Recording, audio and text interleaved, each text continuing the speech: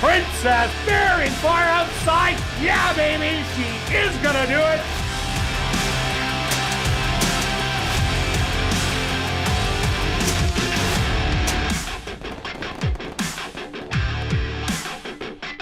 And welcome everybody to ASD Live, brought to you by Manitoba Liquor and Lotteries. Day 37 on your racing calendar. Quick look back at last week's racing action. Who was hot?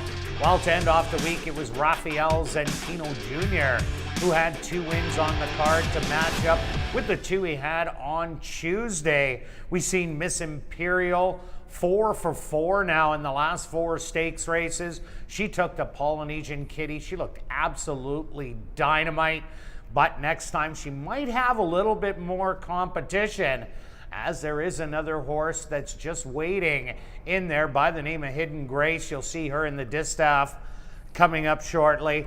And speed is what you wanted last week. We've seen the times very quick in comparison to the previous couple of weeks. Speed was holding, and the track does look different. We did have a lot of rain last week, and I think that's why it did play out that.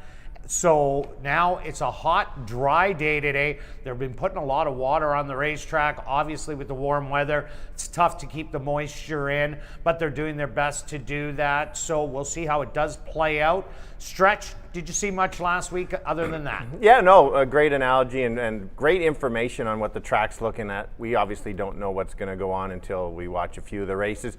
Of course, the last race of the week or the night usually ends off with I shouldn't bombs away or fireworks. Well, we almost had fireworks. There were 2 tickets for the high five. It almost went. Wow. There were 2 tickets that went. So therefore, the payout for the 2 paid, I believe, around $2,600 instead of the over 100,000. Not to worry, the 100,000 still Hopefully there. They weren't friends and then split up the ticket and said, no, I'm doing my own.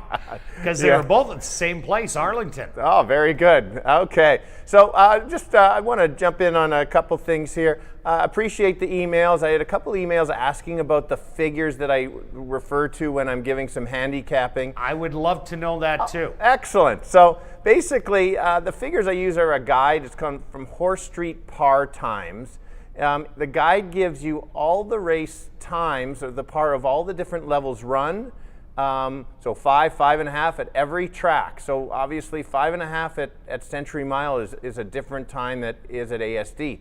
So now I compare it. So that's the big advantage, is when an invader comes in, I can check the other tracks and go from there and calculate the numbers. Now, the website is Pace Makes the Race, if you want to check that out. Here's a quick version of how I get the numbers. So why I sometimes mention in was the track fast or slow or the variance and everything is because I do the variant based on the par times for each level and then figure it out from there.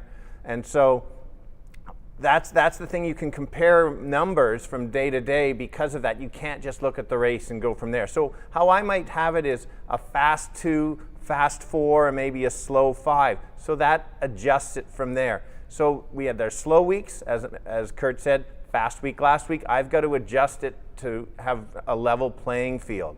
Now, a stake horse might have a number of, let's say, 107, 110, 109. Maidens that are winning here might be 85, 86, 85. So that's how you can kind of figure it out. The key, too, is after that, then I put the numbers in and then compare the races. It's only taken me, like the variant, under 5 minutes, and then each race is maybe a minute or so. Throw them in. That's not bad. No, and then throw them in the past performance. And now I can see the race shape. So both Kirt and I feel out the race shape and compare. So if an invader comes in, I know what's going on. A lot of people look at the final number. Some look at the first number. I like to look at the middle number on the moves. You might hear saying middle moves going on. So sure, the horse is fast early. Does he keep it going or is he done? Now a closer that doesn't have a middle move, very difficult to get up. And so it's a really good tool to go through it and go from there on the different numbers from invaders and how a race was run and going from there. And that's basically how it comes up. If you need more information, trying to keep it short, please keep texting or emailing, like answering the questions, or if you have more, bring them up. Kirt? Yeah, and that's why we have Stretch on the show to do all those numbers. I just look into a crystal ball and see what I come up with. But in saying that, let's start off with race number 1, a 15,000 claimer for filly 2-year-olds that are maidens. Are going to go 4.5 furlongs. Stretch, big favorite, it looks like, in race 1. Correct. So your crystal ball and my numbers are saying the same thing on this race for sure. So yeah, solid figures on the 5. Raced against Diamond Digger. Is already a star. I think that horse is going to be really good, if not one of the best 2-year-olds here, and probably end up elsewhere. It takes a small drop. Back to saying the figures are jump off the page. Everybody can see that, not a big deal. It's going to pay $3 at best. There's your, unless somebody really jumps up. The nice thing is, Kirt pointed this horse out last time that there's potential of improvement on the 2. Could improve even more. I think it's really got to improve that much more to beat the horse. But there are 2-year-olds. So remember, 1 start and they could improve even more. And that's why it's my second choice. And then the 6 I did, makes a small drop, ran against the solid runners. Kind of, for me, best of the rest. For me, it's straightforward 5-2 and then kind of a guess after that. So 5-2-6. Yeah, I'm with you on number 5, Mean Money. Gets a cut back in distance from the 5 furlongs to 4.5. And this horse does have lightning speed, so that's going to be a huge advantage. Let's talk a little about the first-time starters. Number 1, Cindy's Quest. Quest out of Tag Me If You Can. And this one has a couple of full brothers. And one is Tony the Tagger, the other Tiger in Your Tank.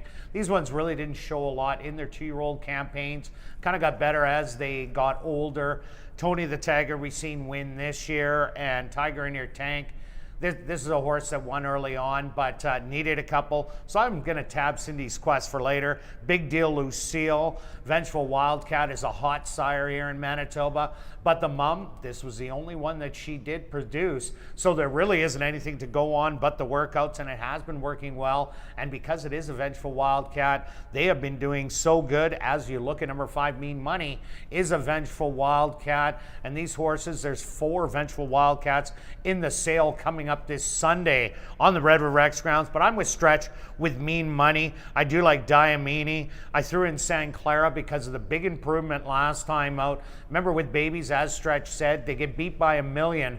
Don't think that they're bad because of 1 start. They can always improve, especially with equipment changes, and that's what San Clara did. And I like number 4, Don't Blame Coco. In the lone start, chased after the speed, and then kind of faltered, but had a layoff in between. Michael Nault has won 4 out of the 5 baby races that we have run, so you can't leave out number 4, Don't Blame Coco. So I'm taking 5, 4, and 2. Now we're going to carry on to race number 2, a $5,000 claimer for fillies and mares 3 and up that are non-4 lifers. They're going to go 6 furlongs. Stretch, what do you got? Yeah, so this race, or at this time of year anyway, I like to stick with the sharp horses. And I always worry about the droppers that haven't been winning, and sure, they've got the back class. Sometimes they're just, it's not their year. So I'm going to start with the sharp horses in here. Made some money on this horse already a couple times. The 3-horse, solid last 3 races.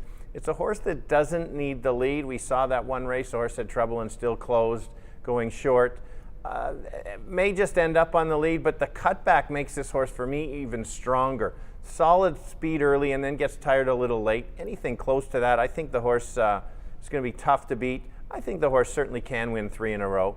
Now to another horse, the 5 horse here, Wits 10-10. I've touted this horse many times and it's come through. I like when this horse comes off the pace. When she comes off the pace, she's just a much better horse. I think if she does come off the pace, maybe she's the small upset to beat my top selection. So that's why I went to that one. And the third one is I've had this horse or mentioned this horse a few times, haven't been successful with it. There's your dropper on the 2, shows signs at times, certainly can win. I've got 3-5-2. Yeah, I see this as a wide open race. I did go to number 2, Haida. Last time out, I thought the horse would go to the lead. Didn't get out of the gate particularly well, but did come flying down the lane. But there was no way they were beating Medium Mendacity. That horse was just way too good. Hey, Runaway stuck around for second, so Haida made a good close on a track with speed, taking the drop. I also like number 4, Don't Get Smart. This one last 2 times for 5,000. Never got beat by much. Was beaten by a length 2 outs ago to a loose speed horse. Camano Comet, who ended up getting loose again and going wire to wire. And Don't Get Smart, fourth beaten 6 1/4. That was a quarter length away from second, so it still ran a very good race in there, again on a track that was favoring speed. So I got 2 closers that went against the track bias, so I like both of them on the drop, and Tough Enough to Start is my other selection in here. How can you go against a horse who's destroyed him in the last 2? This horse is on a roll, but I think this race is a lot tougher, so if this horse is around even money, I think you might want to go elsewhere, but I'm taking 2, 4, and 3. Now we're carrying on to race number 3, kicking off jackpot pick 5, wagering $250,000 if you are the single winner. And this is our feature race, the Far Flung, a rematch of the Manitoba Mile Stretch. Who do you like? What a solid stake race. Sure, there's only 6, but I'm really looking forward to it. I like so many of the horses in here that some of them are the fan favorites, so I just like to cheer for them anyway. Every race.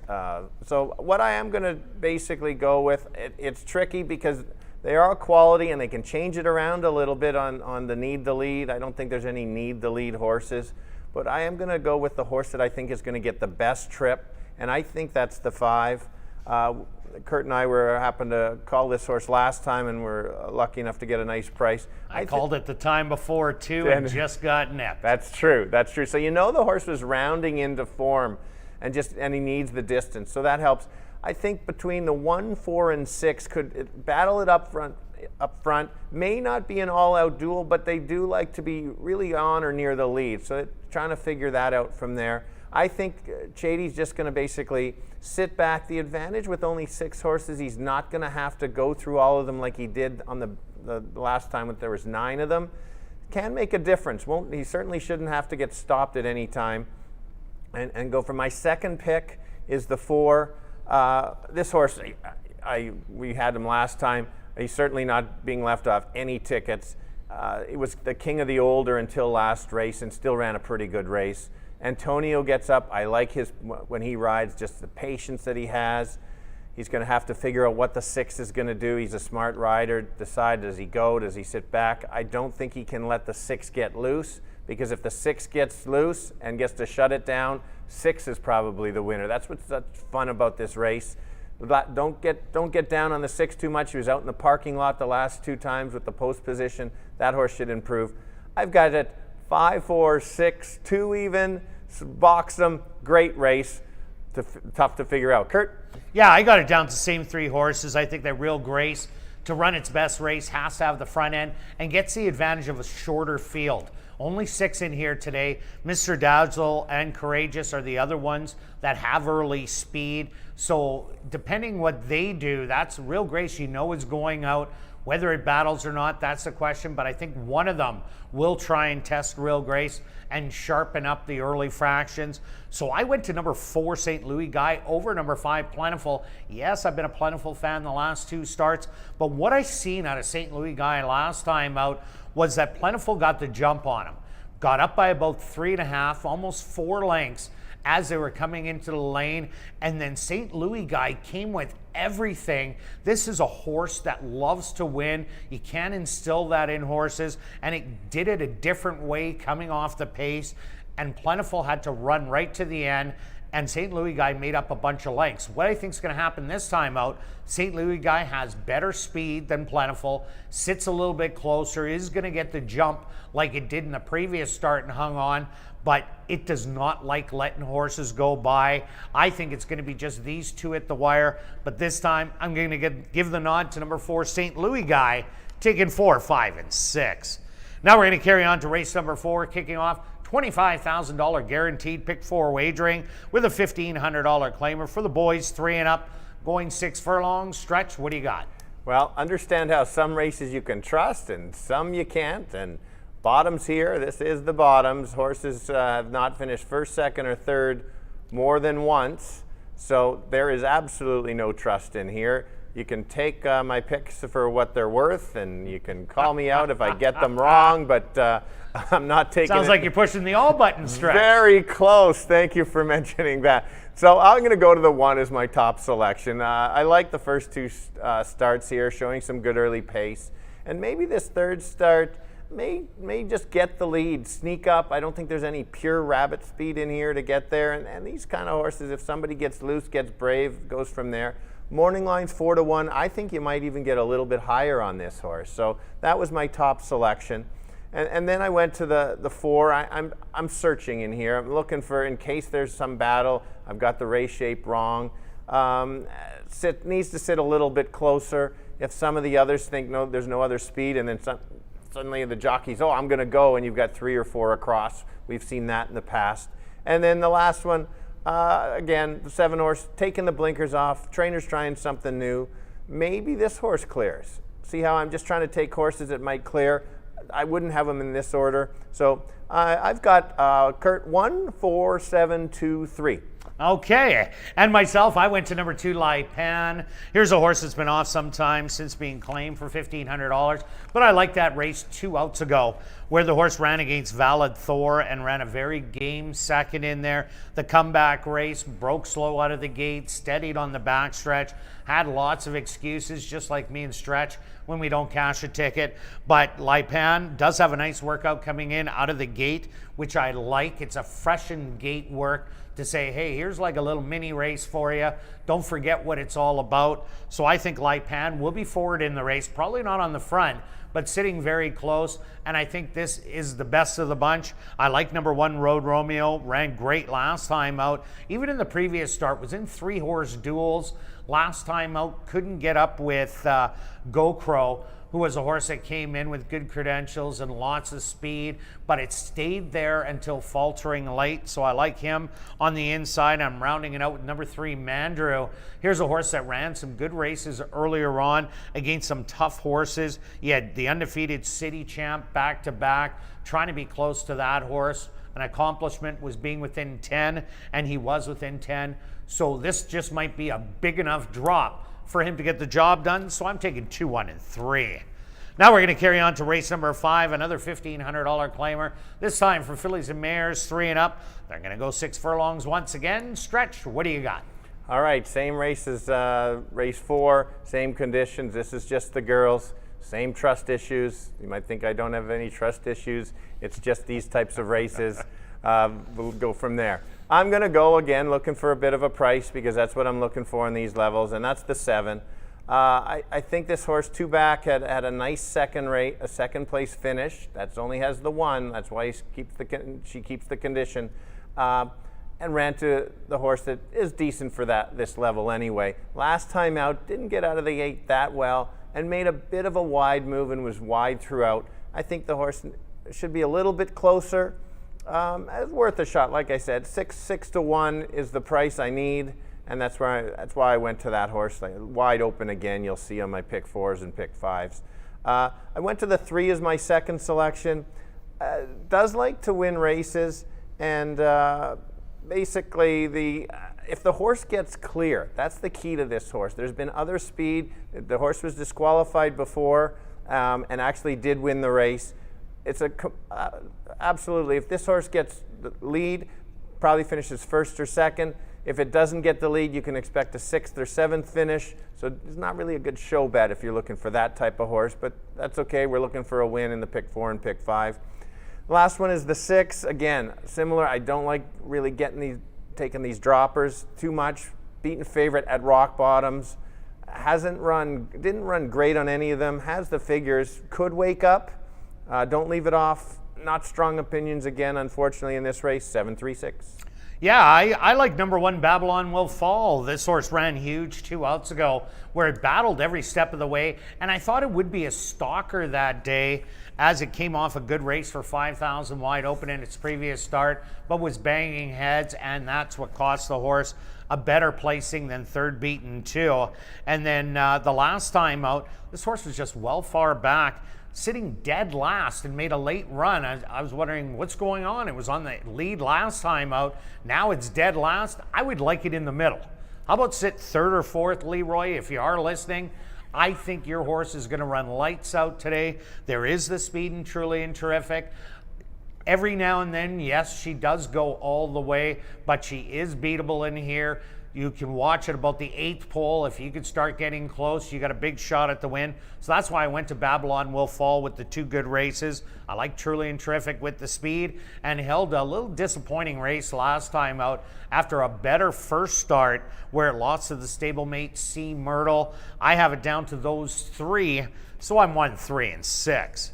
Now we're carrying on to race number 6, an allowance race for 3-year-olds and up that are non-2-lifers. They're going to tackle the 1-mile distance stretch. Looks like a great race. It is a good race. Another race really looking forward to. I think there's some talent in here, and there's some potential of horses to even improve. So really like watching these type of horses run. You just never know. We've seen a couple last week that suddenly woke up and became race horses. That's potential in here. I'm going to start with the 7 horse. I think a very versatile horse. Impressed that this horse has come off the pace and gone to the lead after a not so good start, would then kind of close late. And so I think that's the key why, for me, why it's my top selection. Might go to the lead, but as noticed in the Derby, doesn't have to go to the lead. So if the horse, the jockey recognized, don't have to get caught up in a speed duel, could take back, and it does that, should be very tough to, begin hard to beat anyway. Yeah, unless it gets loose, then it's even tougher. Second choice, I went to the 6. Both Kirt and I, especially Kirt on this one, he's kind of talked me into watching this horse. And the horse 2 races ago was a solid race against older horses, looked really good. Didn't mind this horse in the Derby, didn't really fire. So the horse needs a duel. I don't need a duel. This horse needs a duel to get up for the win. Gets that duel, certainly can close. It's just sitting on a big effort. I just have a feeling that this horse is going to have a big effort and make that big move finally. And I couldn't leave out the 1 because this horse lost to Jimmy last time. Freezing Jimmy, I talked about last week when he won because he was the fresh horse where the others had raced in the Derby. Now these had raced in the Derby, at least they get the extra week. And so I'm not going to leave this out. The figures are a little bit low, but 2 nice works coming in. If the others regress a little bit, certainly could maybe make the upset up the rail. 7-6-1, Kirt. Yeah, I'm with you on your top 2, Major Shepherd and E2 Babu. Throwing in number 2, Euro Silver Biz. This horse actually ran a lot better than I thought he would in the Derby. He was the one that had to chase after Myopic and ended up folding because of it, but was 6 beaten 17. And it went 1 mile and an 1/8 off a 6-furlong race. That is a long way to go for a horse that is a sprinter. Now gets a cut back to 1 mile. Yes, Major Shepherd is the other one with speed in here, but I don't think he has Euro Silver Biz's speed. So I think Rafael Zentino Jr. will be on the front end. It'll depends how the track is playing. If it's playing like last week to speed, I think Euro Silver Biz has it all his own way, and they have a tough time running him down. But if it isn't, I still think he's going to run a good race. But then Major Shepherd and E2 Babu, those 2 will be the ralliers, with Major Shepherd hot on his heels by the time they hit the head of the lane. But I have it down to those 3, 7, 6, and 2. Now we're going to carry on to race number 7, a $2,500 claimer for 3-year-olds and up that are non-winners of the year. They're going to go 7.5 furlongs, jackpot high 5, $105,000 stretch. What do you like? All right, we have another bottoms race, but not quite the bottom. There's something to go on in here. You can get to see there is a big drop from 2,500 to the 1,500. These horses have not been running that poorly, and so I'm gonna go back to the 3. I've been on this 3 a couple times already, based on some troubled trips. I'm going to take a chance, throw out that last race because it was not a very good race. The previous 2 races were very good races, especially for this level. I think if the horse is going to stalk, make a move, and take over. Like I said, runs back to set 2 or 3 back will be very tough to beat. Just a matter of if the last race was a bit of a sign. 2 was my second selection. If there is a potential duel in here, it comes back. If the 5 and the 7 kind of duel, then it potentially can get this horse in the money. And then my third selection, Kirt's second selection, which makes perfect sense there, is a bit of a dropping speed horse, has had to duel and chase some other speed balls. There is a little bit of speed with Tally on the outside, but if he got loose, that would be the upset. I've got it 325. Yeah, your top selection I absolutely love. Look at the horses that factored in as renegades. Tis Funny, wire to wire. Mark Ewell has won, what, 4 now? And is a first level allowance, which he won last 2 times. Then it was El Chairman, wire to wire, Witch Dollar Night, wire to wire, and El Chairman again, wire to wire.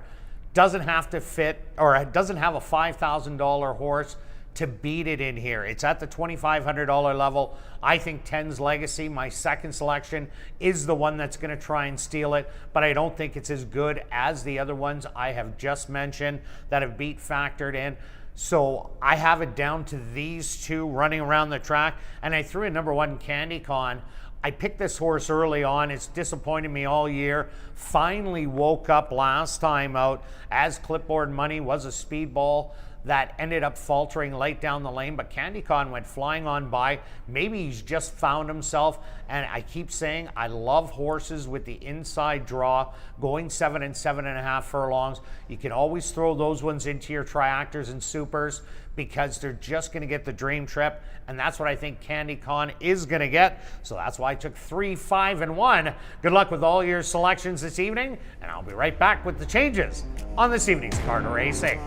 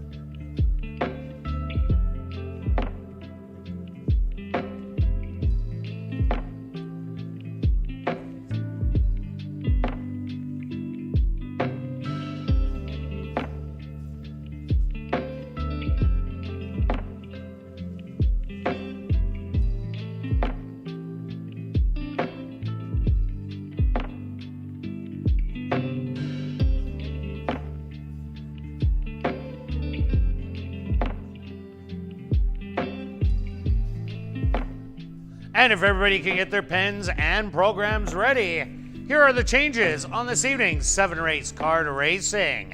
Turning your programs to race number 1. Number 1, Cindy's Quest, has an ownership change. Make the owners Shelley Brown, Larry Falloon, and Cindy Lukian-Chuck. That's race number 1, number 1, Cindy's Quest. The owners, Shelley Brown, Larry Falloon, and Cindy Lukian-Chuck. Now turning your programs to race number 2. Just a couple overweights, and they're on your television monitors. Now turning your programs to race number 3, our featured race on the card. It's the Far-Flung Overnight Stakes. There's a couple overweights, and the Jackpot Pick 5 carryover is just over $50,000. But again, if you are the single winning ticket, you are guaranteed $250,000. Now turning your programs to race number 4, kicking off $25,000 guaranteed pick 4 wagering. Again, just a couple overweights, and they're on your television monitors. Now turning your programs to race number 5, the Staff Max Stakes. Just one overweight, and again on your TV monitors. Now turning your programs to race number 6. Just some overweights, again on your monitors. Now turning your programs to race number 7, our Jackpot High 5 race of the evening. The carryover, just over $105,000, and just one overweight. Well, it's a very warm evening here in Winnipeg. Currently under hazy skies. Stretch, are those your eyes? I think those are my eyes. I think they are. They stole that. Do you have the copyright on that? Yeah, because there's no less cloud, right? So it's hazy, so you don't show up in there. Oh, okay, that makes sense. Well, under hazy skies, the temperature 32 degrees Celsius or 90 Fahrenheit. And the track is listed as fast. A fast racetrack for this evening's 7-race card racing. And we're going to kick it off right here in race number 1 that goes to post in 17 minutes.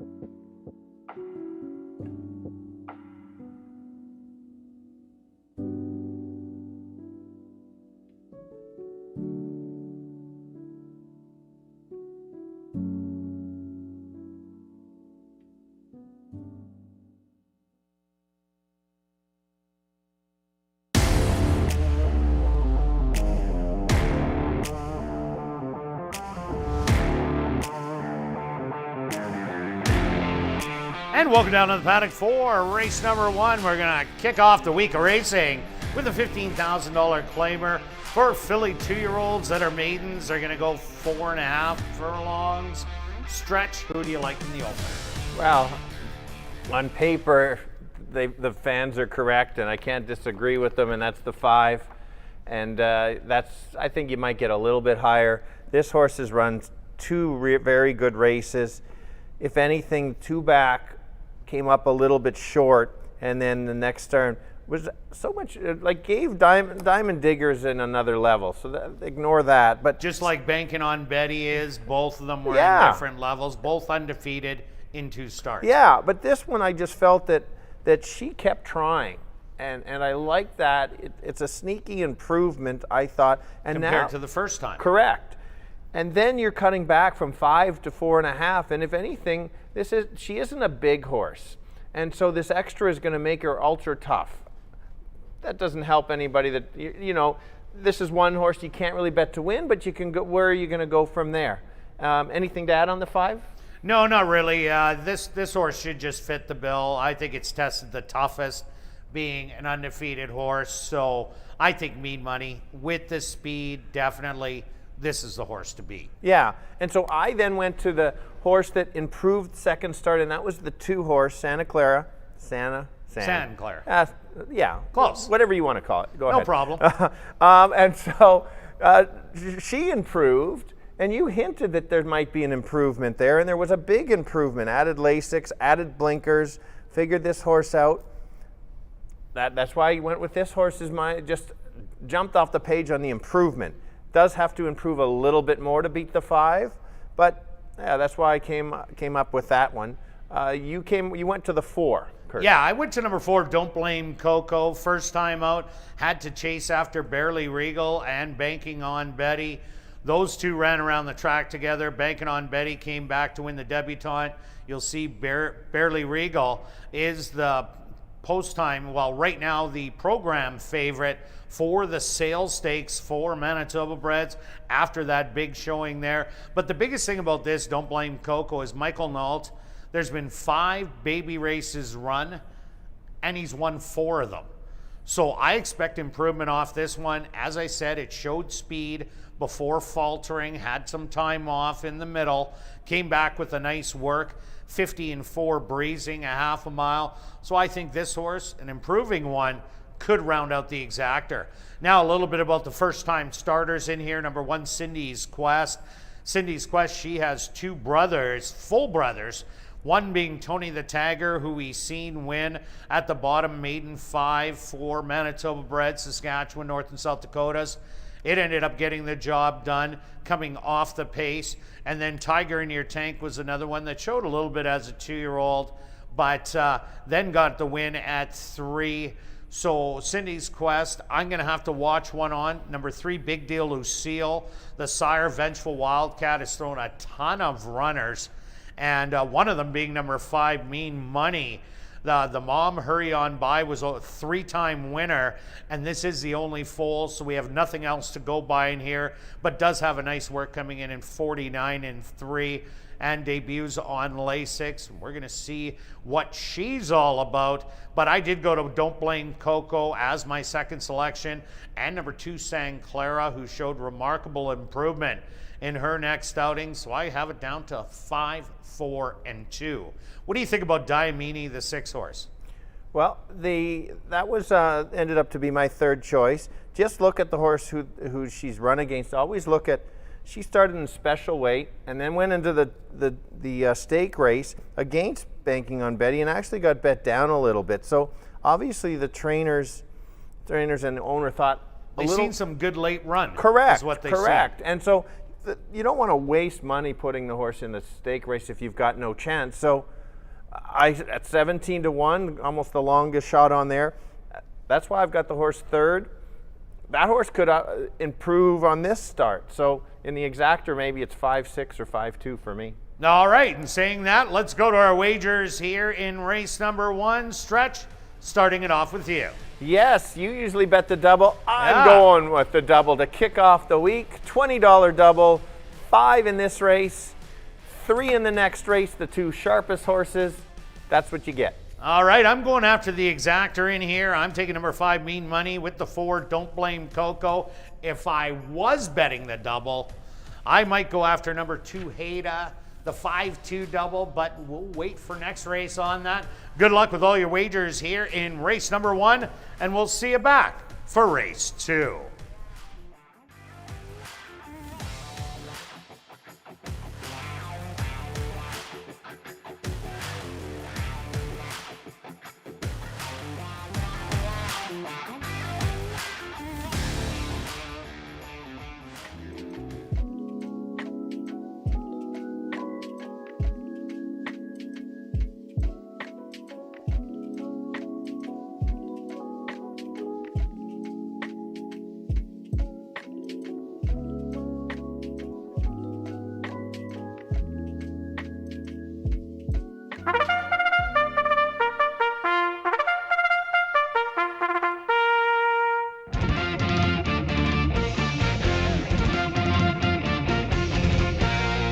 The horse on the track for race number 1, they're going to go 4.5 furlongs for $13,300.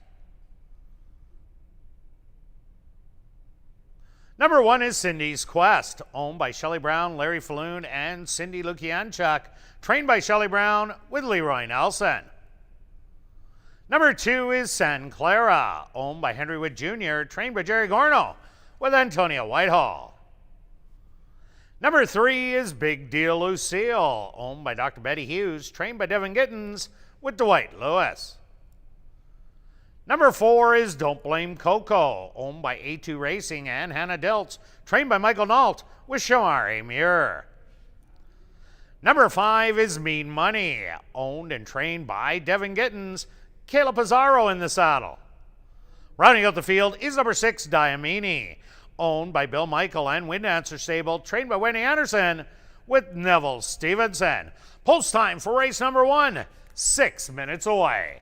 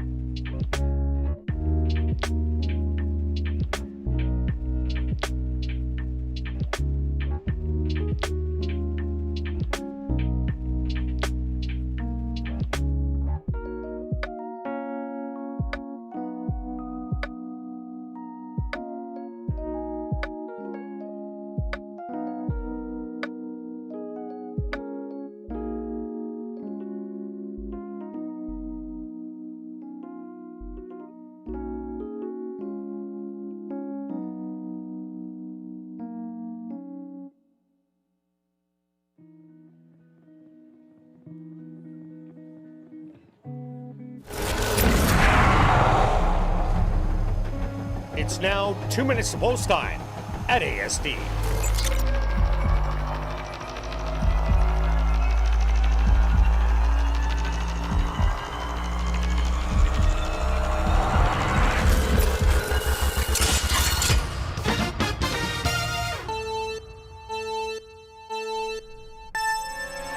Here we go, kicking off a new week. We've got 2-year-olds going only 4.5 furlongs. We have a standout in here. The 5 is Mean Money. Ran against a soon-to-be superstar, if isn't already. I don't think she's going to be extremely tough to beat. She's going to be on or near the lead and take over. Where are we looking for maybe an exactor? That's the 2. That horse, Santa Clara, has improved last time. Big improvement, second start. And a sneaky one that you may forget is the 6. That horse, I think, can improve. 5-2-6. Kirt? Yeah, Stretch, I'm with you with number 5, Mean Money. This horse has run 2 dynamite races and beaten by a tough one in Diamond Digger. Now it goes back into the maidens, which it's going to be much easier in here.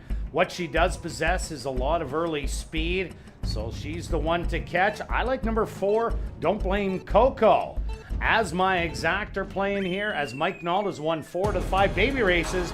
Good luck here in race 1.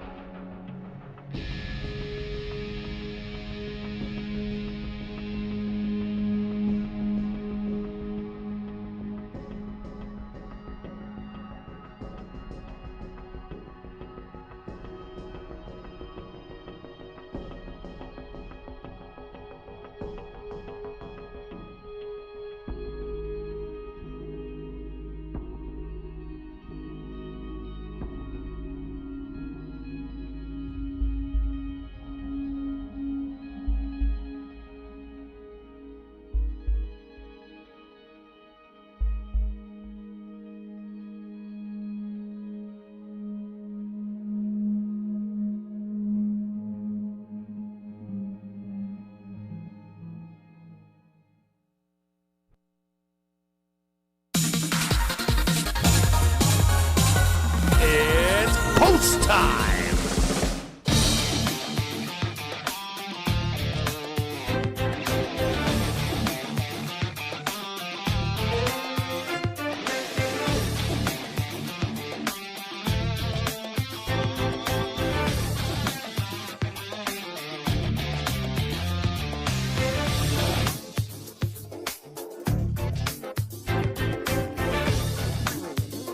Cindy's Quest, the first to enter the starting gate. Next up, San Clara.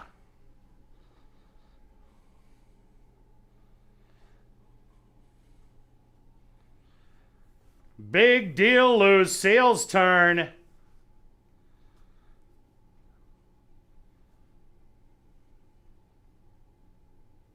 She walks right in. Don't Blame Coco, set to step up and in.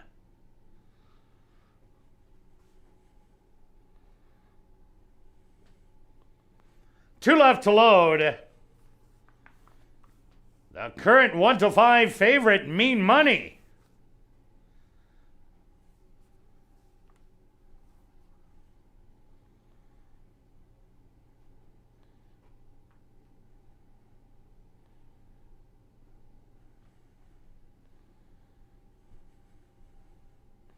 And now just waiting on Diamini on the outside.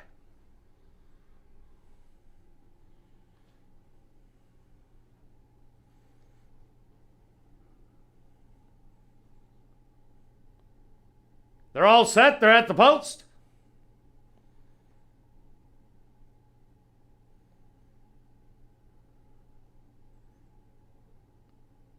And they're off. A little bit of a slow start for Cindy's Quest. To the inside, San Clara shows a good burst of early speed with Mean Money matching her on the outside.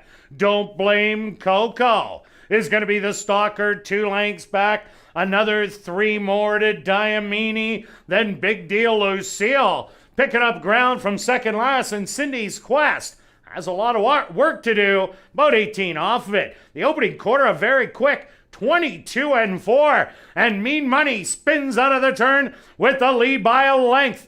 Back to second, San Clara, Don't Blame Coco. Making up ground on the rail, Big Deal Lucille is going to battle for second, but this is all Mean Money. The favorite doesn't disappoint. The battle for second, noses on the wire between Don't Blame Coco and Big Deal Lucille.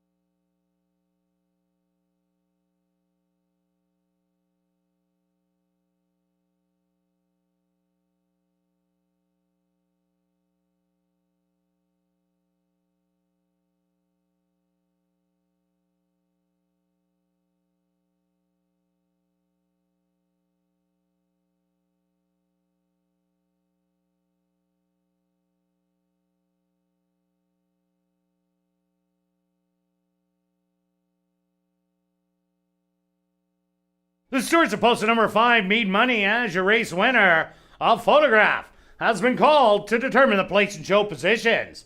They went the opening quarter 22-4, the half 47-4. Time for the 4.5 furlongs, 54-3.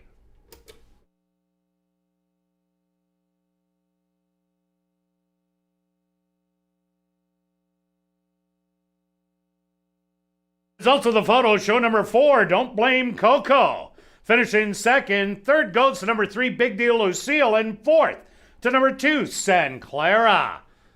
Now in the winner's enclosure is the official winner here in race number 1. That's number 5, Mean Money. Mean Money is a Bay filly, 2 years old, by Vengeful Wildcat, out of the mare Siphon Vice by Siphon. Owned and trained by Devin Gittins and ridden to victory by Caleb Pizarro. Time for the 4.5 furlongs, 54-3. Number 5, Mean Money, was proudly bred right here in Manitoba by Dr. Betty Hughes.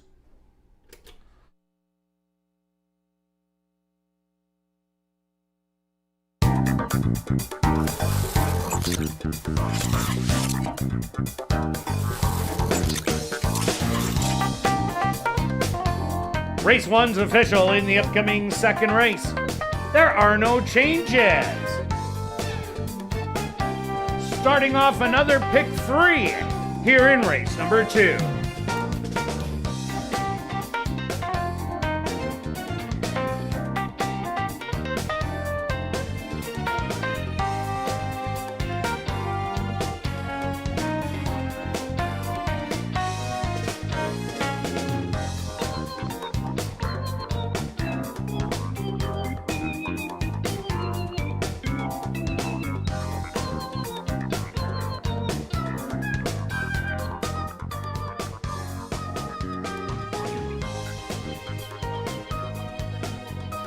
And they're off.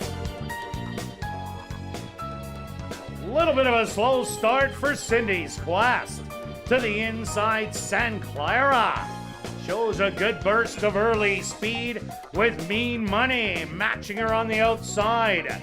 Don't Blame Coco is going to be the stalker, 2 lengths back. Another 3 more to Diamini. Then Big Deal Lucille picking up ground from second last, and Cindy's Quest has a lot of work to do, about 18 off of it. The opening quarter, a very quick 22-4, and Mean Money spins out of the turn with the lead by a length. Back to second, San Clara, Don't Blame Coco, making up ground on the rail. Big Deal Lucille is gonna battle for second, but this is all Mean Money. The favorite doesn't disappoint. The battle for second, noses on the wire between Don't Blame Coco and Big Deal Lucille.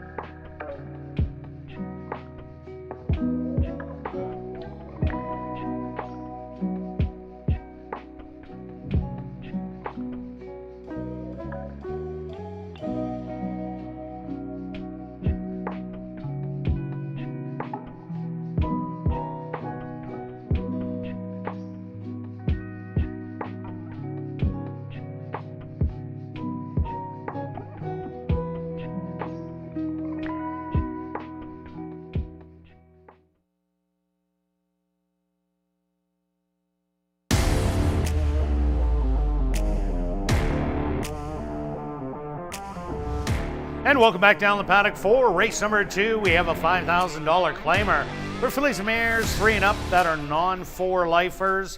They're going to go 6 furlong stretch. What do you like in the second? Okay, well, I've just got you hit the exactor. You picked the horse that would improve, and the 4 did improve. And so just enough to hang on. Just enough. Some stable notes in there on the 3. Didn't get out and was closing late. And ran an absolutely huge race. We were talking off camera here, and I said it doesn't look like it's big speed favoring like last week, only because the 4 had a dream trip in behind the speed, and the 3 was about 12 lengths behind and still almost caught the 4 at the wire. So I'm saying horses coming off it have a better chance than they did last week. That's a fair statement. That's a fair statement. Okay, let's start with a horse I do like quite a bit in here. There's a few races I don't have strong opinions. This one I do like a little bit more, and that's the 3 horse. There we go. And the reason, for a few reasons, if you watch the ASD Live, I talked about figures, and this horse has some solid early and middle figures, and this horse is cutting back. I think it's actually going to help this horse. If you look on the form running at Turf Paradise, doesn't need the lead. The first race at ASD didn't get a great start, but closed. I think the same thing can happen in here. The last 2 times just kind of went to the lead, especially the last time was just so much the best, and Carino just got pulled to the lead and just toyed with them. So I like sharp horses at this time of the year. It is my top selection. Somebody's going to have to step up to beat this horse, I think, Kurt. Oh, yeah, definitely, or drop down to beat it. Yeah. I think the speed in here, though, is number 6, Quietly Quick. Has showed speed in every start except for 2 outs ago when it never really had a great, didn't get out of the gate. It had the 1 hole, broke dead last. Karamia Mine was loose speed that day, went all the way around. So I think Quietly Quick will set up a pace battle, but depends who's going to go with her. I think the 2 Haida can. She showed speed 4 outs ago against 75 wide open mares, and that was a great race where 5 of them battled across the track, and Anwara sat behind them, scooted up the rail and stole that win away. Then Victorian Moon the next time jumped up to the first level allowance, the one that beat her running second, and it won that race. And then the very last start, the track was playing to speed. Medium Mendacity just looked so good that day after coming off a previous win, destroyed them easily by 5 lengths. Haida, I think, might be able to get out a little bit better today, get more into the thick of things, taking another drop, went from 75 to 35, and now this is actually a drop to the 5 non-4, as there isn't non-winners of the year in here. It's just non-4 lifers, so I think Haida has a good shot, and right now getting great odds at 6 to 1. Yeah, and when you use your jockey angle, look who has the win back last year. The last time he rode it, Richard Mangley Yes. was the winner, so maybe they're playing on that. Yeah, absolutely. I don't dislike your horse. I think the horse certainly has a chance for sure. My second selection is Wits 10-10, and that was because that last race was impressive, especially for this level. The best races is when this horse comes just off the pace. There was a couple races in there. For example, 3 back tried to chase Kate's Princess. That wasn't going to happen. And then 2 back tried to press Media and then checked on the rail. Then Antonio, with his patient rides, just sat back and made a nice even move. By All is the speed horse that does sometimes I like to tire late. A little Norm, a little seconditis for By All. Yeah, thanks. Yeah, no problem, Stretch. You jumped on the bandwagon late to jump on my Norm place. Yes, that's right. So that's my second selection. Kurt, you've got a horse in there that I have not mentioned, the 4. Yeah, I like this horse also. First time out, this horse ran a great race sprinting. Small Surprise and Gold Diggin' Darlin'. They were the speed of the race. They battled. They ran around the track together. But Don't Get Smart was absolutely flying at the end and got up to be finished 3rd and did have to steady at the break that day. Second time out against 75. That was just a real tough race where Felony 1 went wire to wire. And the last 2 starts, Camano Comet went wire to wire. was third beaten one, ran a good race in there, lost the photo. And then last time out, it looks pretty bad, fourth beaten 6.5. But that was a quarter length out of second.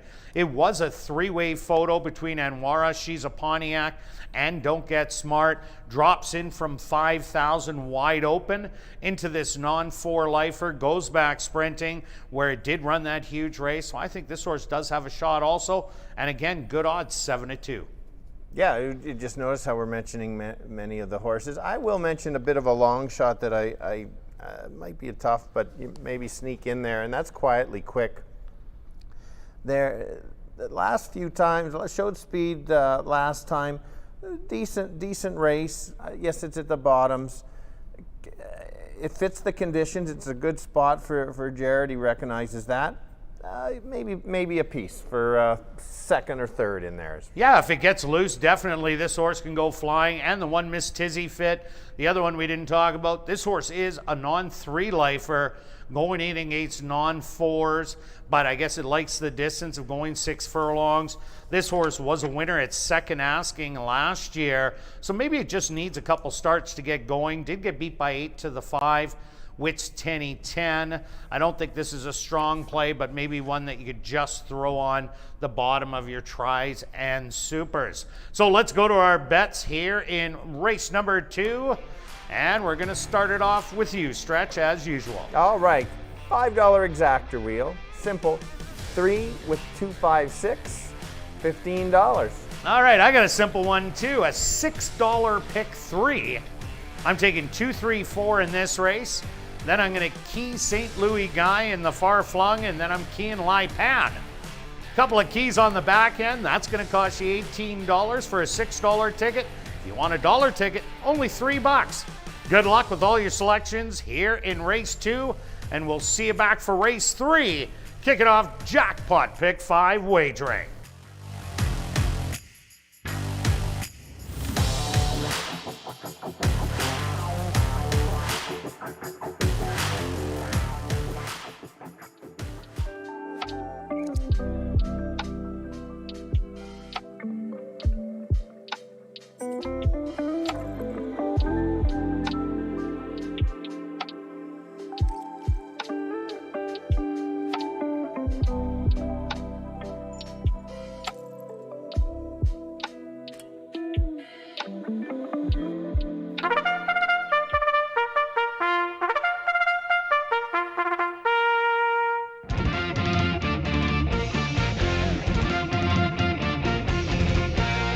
The horses on the track for race number 2. They're going to go 6 furlongs for $9,700. Number 1 is Miss Tizzy Fit, owned and trained by Dale Zwiezliak, Rafael Zentino Jr. aboard. Number 2 is Haida, owned by Dennis and Heather Dorchester, trained by Dennis Dorchester with Richard Mangley. Number 3 is Tough Enough to Start, owned by Tom Payne and Elton Dickey, trained by Elton Dickey with Jorge Carreño. Number 4 is Don't Get Smart, owned by Roy Feedy, trained by Shelley Brown with Leroy Nelson. Number 5 is Wits 10-10, owned by Henry Witt Jr., trained by Jerry Gorno with Antonio Whitehall. Rounding out the field is number 6, Quietly Quick, owned by 2 Points Ranch, trained by Jared Brown with Dwight Lewis. Post time for race number 2, 4 minutes away.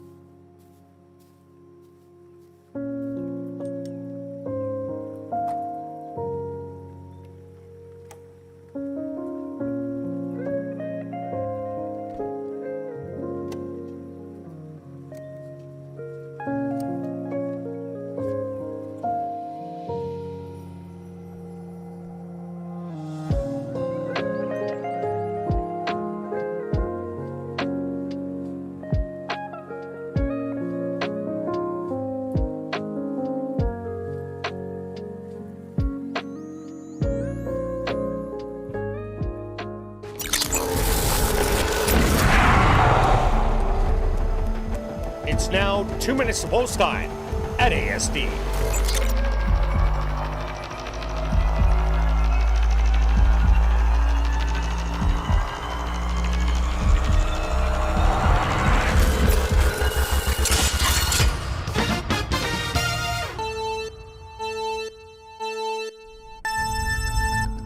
Right, fillies and mares going 6 furlongs this time.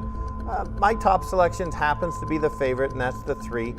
This horse is just in top form right now. I think this, as a 3-year-old, is just getting better and better with each start. Doesn't have to improve and still can beat this horse. Won't have to be on the lead, can stalk, take over late if needed. My other selection is Wits 10E10. This horse will be coming from off the pace. Maybe get a bit of a price or complete the exactor with a 3-5. Kirt?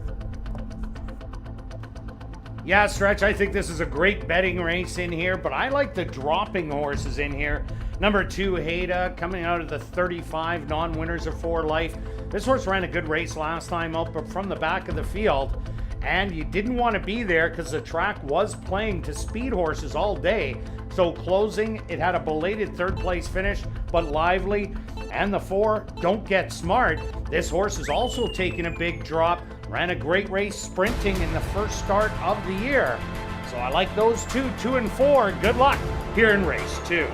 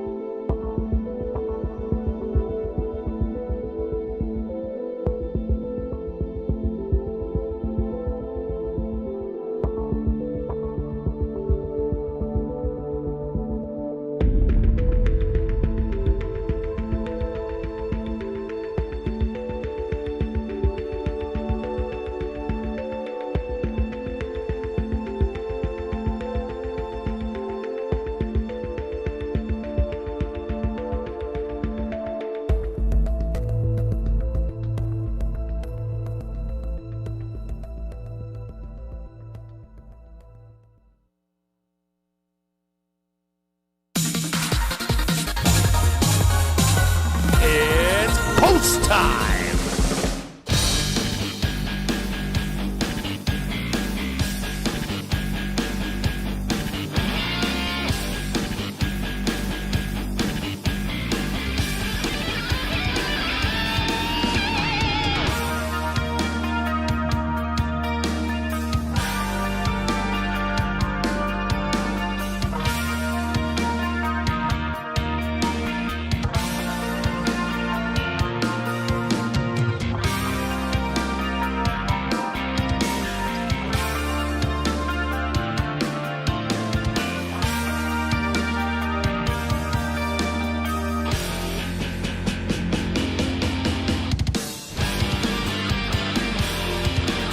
Miss Tizzy Fit, the first to step up and in.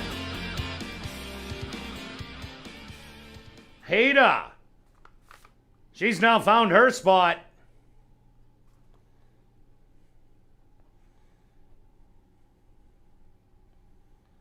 Tough enough to start. The current favorite at 8-5 goes right in. Don't Get Smart. She's also in. 2 left to load. Wits 10-10.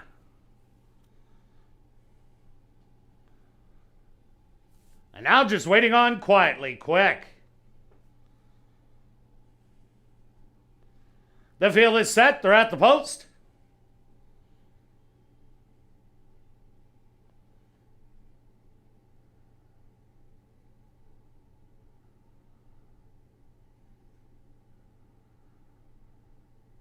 And they're off. Stumbling at the start was Wits 10. From the inside, Haida wants to show some early speed with Tough Enough to Start. Right on her outside, on the rail, Miss Tizzy Fit, trying to get into the fray as she hugs the rail.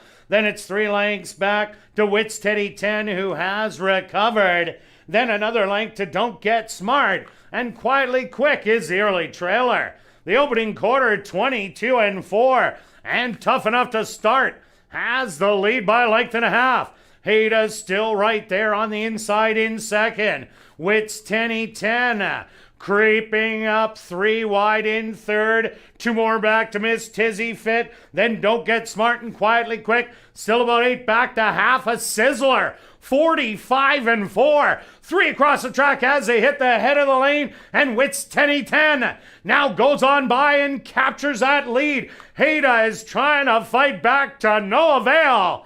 Wits 10 is gonna take it in here by 3. Battling for second, very close between Haida and Tough Enough to Start.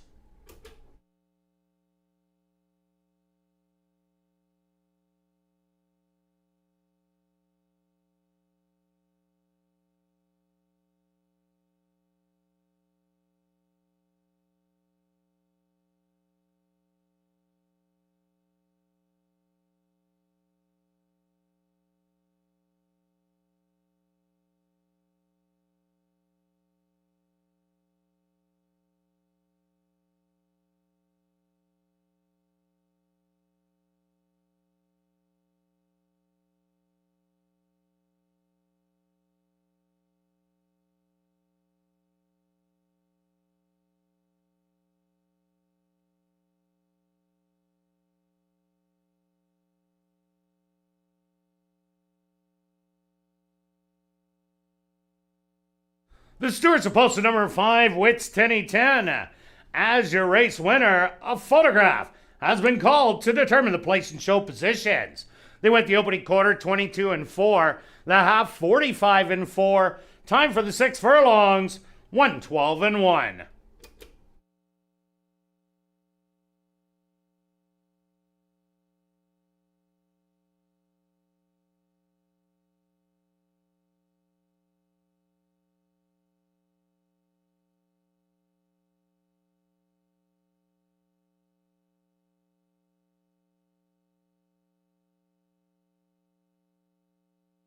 Results of the photo show number 2, Haida, finishing second.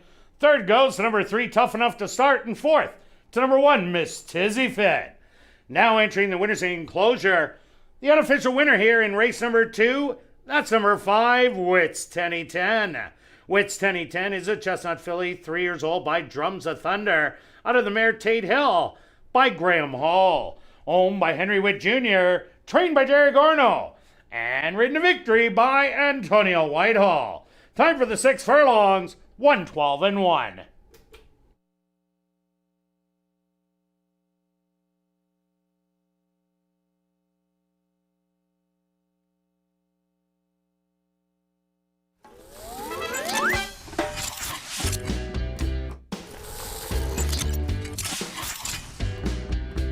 Race 2 is official in the upcoming third race, our featured race on the card. It's the Far Flung Stakes. For the boys, 3 and up, going 1 1/16. Kicking off jackpot pick 5 wagering, and there are no changes. But we will give you the changes in this evening's jackpot pick 5. There are no rider changes or scratches in race 4, 5, 6, and 7. And just a reminder, if you are the single winning ticket in the jackpot pick 5, you will be taking home $250,000. The Far Flung, our featured race, here in race number 3.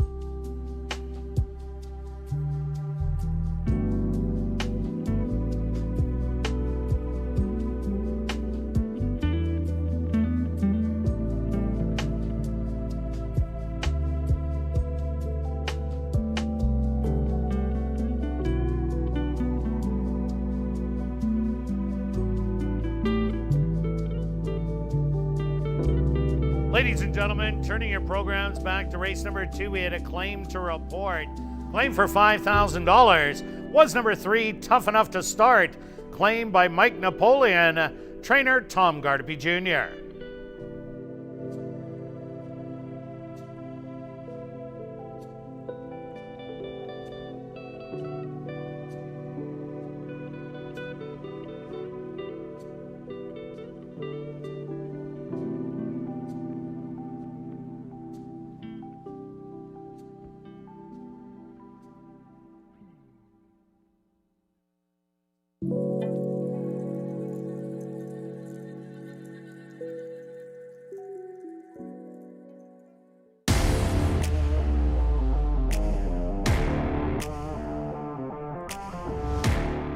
And welcome back down on the paddock for race number 3, our featured race on the card. It's the Far Flung for boys 3 and up, going 1 mile and a 16th. Kicking off Jackpot Pick 5 wagering. Special welcome to TVG and all their viewers joining us here in race number 3.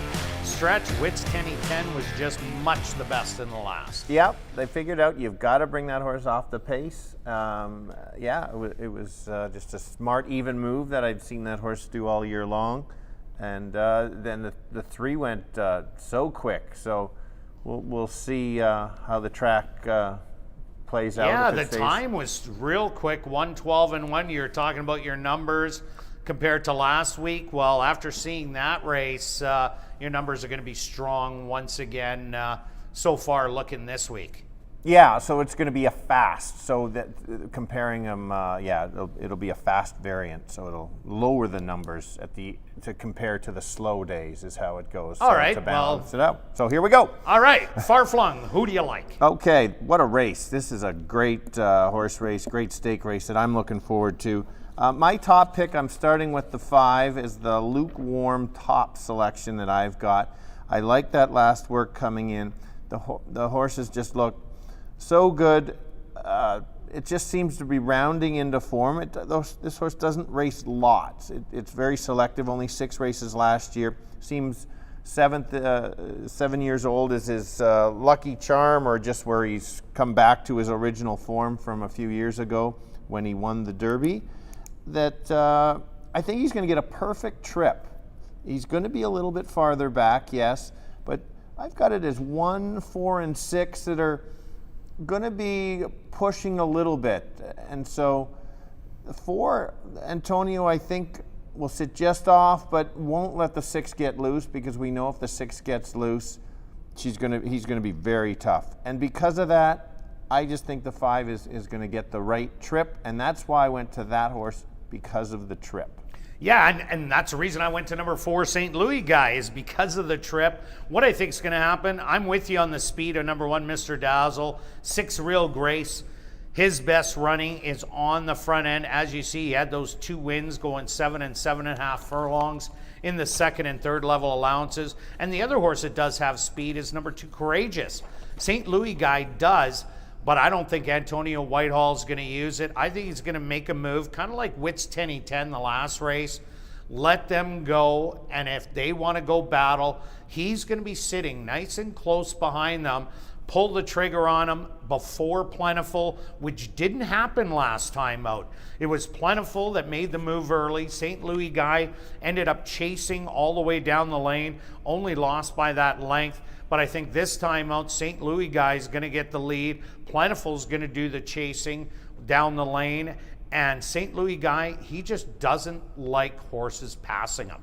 Yeah, it's a very good point. You look at those when he was racing against Quincy Express. Quincy would come to the horse, and then Quincy would just literally St. Louis Guy would dig in and wouldn't let them pass. And that is a good point on that horse. So, yeah, if he gets in front, we've seen horses over the years. I owned a horse, and that's the same thing. You knew if she got the lead, she would not get beat very often anyway. And now we've got to talk about Real Grace. We've got the 4 and 5 flip-flop, but I wouldn't be surprised if Real Grace won. This horse is a runner. There's no doubt about it. We know that he's going to go to the lead. Look at the top efforts when this horse gets the lead. If it is speed holding, and if the 4 takes back and the 1 isn't fast enough, he could get loose. Like, those are some dominant races. High level allowance race.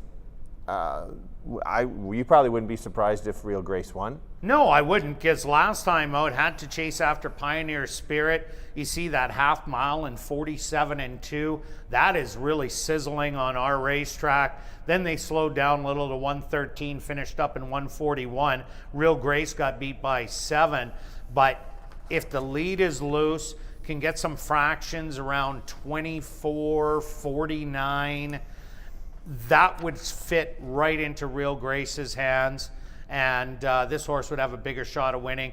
But if there is a little pace battle in there and you see 47s, low 48s, then it's going to be St. Louis Guy and Plentiful. They're really going to come running. Yeah, absolutely. I've got to mention, I don't have the two listed.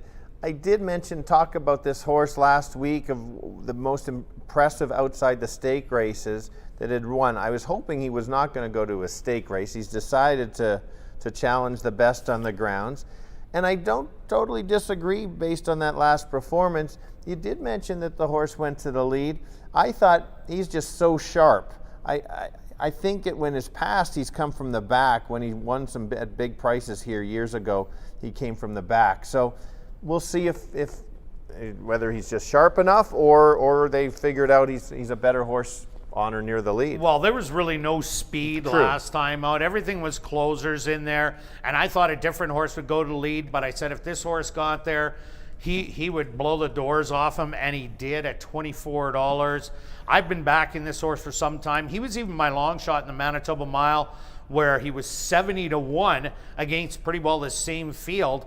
Right now he's 7-2. Now they're becoming believers after that. So we're going to see what Courageous is about. And Soberano, this will be a late rallier in the field. This horse definitely has to hope there's some pace up front. Correct, yes. Needs the pace for sure. Third start off a bit of the break. And then Mr. Dazzle, I like that the trainer's trying something. Let's give this horse a shot. He kind of is a borderline stake race horse, but they are going 1 mile and a 16th. So and the farthest the horse has ever gone was only 7. Yeah, so anyway, you never know. It's a talented field. Looking forward to it. All right, so am I. Let's go to our wagers here in race number 3. Stretch, pick 5, $80. $80, taking a shot because I really like the horse in the last race. I've got long shots throughout. That's how I'm going to get it. Nobody play that ticket. I want the 250. Here's how it goes. 2, 4, 5, 6 in the first leg. I've got almost all in the next. 1, 2, 3, 4, 7 with 1, 3, 6, 7. With almost all in the last. 1, 2, 4, 6, 7. Lots of long shots, keyed to the 3 in the last. Well, I'm El Cheapo, just trying to get a piece here. I'm spending $21.60, 4, 5, 6 with 1, 2, 3 with 1, 3 with the 2, 6, 7, and round it off with the 3 and 5. Once again, $21.60. Good luck with all your wagers here in race number 3, and we'll see you back for race 4, kicking off $25,000 guaranteed. Pick 4 wagering.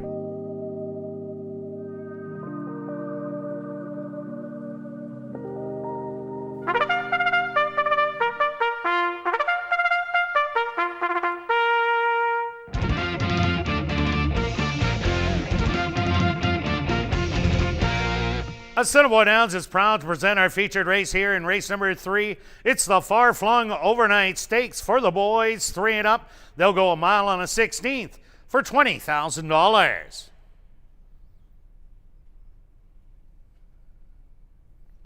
Number 1 is Mr. Dazzle, owned by Marvin, Deb Buffalo, Larry Liebrick, Ron Phelps, and Danny Gorella, trained by Marvin Buffalo with Sheldon Chickanis. Number 2 is Courageous, owned by Hetty Kling, trained by Maria Stanford with Neville Stevenson. Number 3 is Soberano, owned by Wind Dancer Stable and Colleen O'Hagan, trained by Wendy Anderson with Rafael Zentino Jr. Number 4 is St. Louis Guy, owned by Henry Witt Jr., trained by Jerry Gorno with Antonio Whitehall. Number 5 is Plentiful, owned by Murray Duncan and the estate of Gerald B. Stewart, trained by Murray Duncan with Stanley Chady Jr. Rounding out the field is number 6, Real Grace, owned by Shelley Brown, Gene McEwen, and Bet Holtman, trained by Shelley Brown with Jorge Carreño. Post time for the far flung in 4 minutes.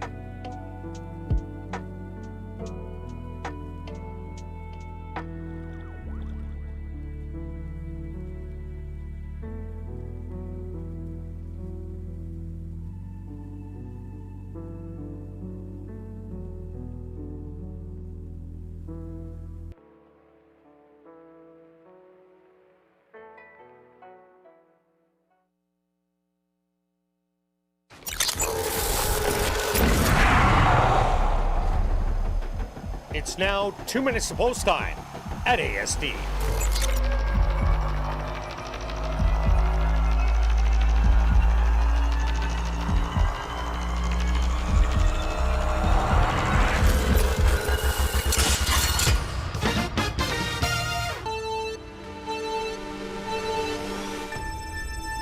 Right, we're going 1 mile and a 16th. They're going to go past the wire twice, so don't cheer on the first time by.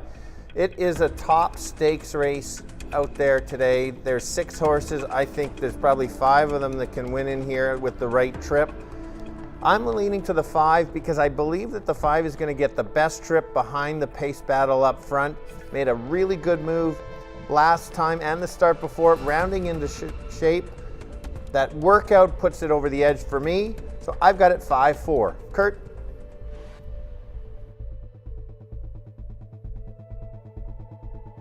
I'm with you with your top 2 selections, but I got them reversed.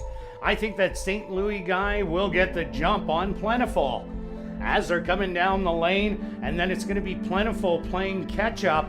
But these two have put on some good battles in the last 2 starts. So that's why I have it down to the 2 of them.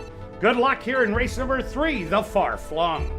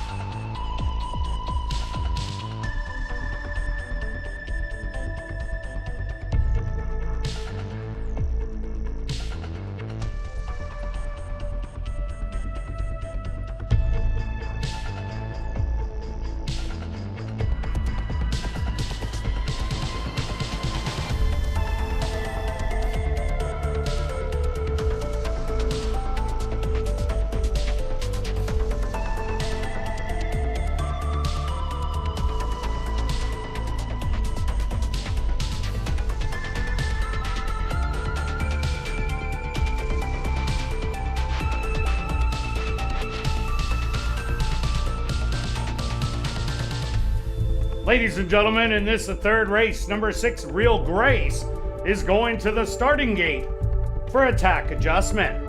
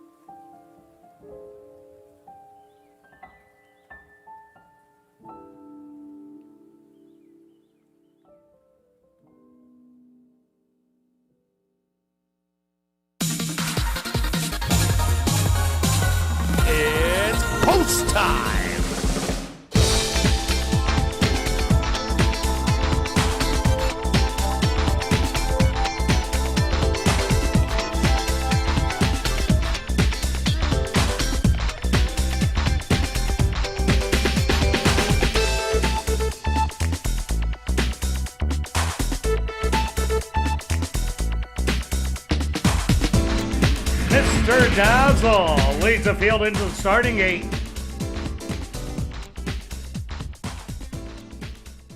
Courageous set to walk in.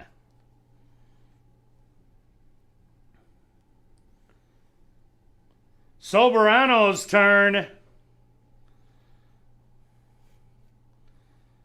The current favorite, St. Louis Guy, goes in. Now just 2 left to load. Plentiful.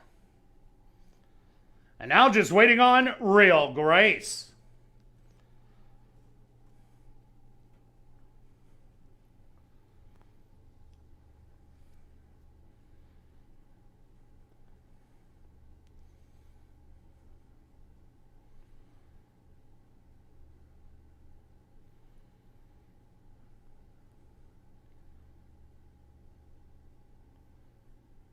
They're all set. They're at the post. And they're off in the far flung. Breaking a little awkwardly was Courageous. From the inside, Soberano. Showing a little speed on the rail, Mr. Dazzle. In between horses, Courageous is right there. Real Grace is going to be on the outside, battling early as there's 3 across the track as they pass the grandstand. Mr. Dazzle on the inside, Courageous. In between horses, 3 wide, Real Grace. Then it's Soberano. Sitting back 4 lengths off the lead with St. Louis Guy and Plentiful. Is your early trailer. The opening quarter, a sluggish 25-1. Mr. Dazzle with a nose in front, Courageous. On the outside, these two have 3 lengths over Real Grace, who's sitting in third. Soberano moving up from 4th, and now running as almost a pair, St. Louis Guy and Plentiful, about 6 off the lead. The half, 51 seconds, and it's still Mr. Dazzle and Courageous. 3/4 in 1:15, the running has started.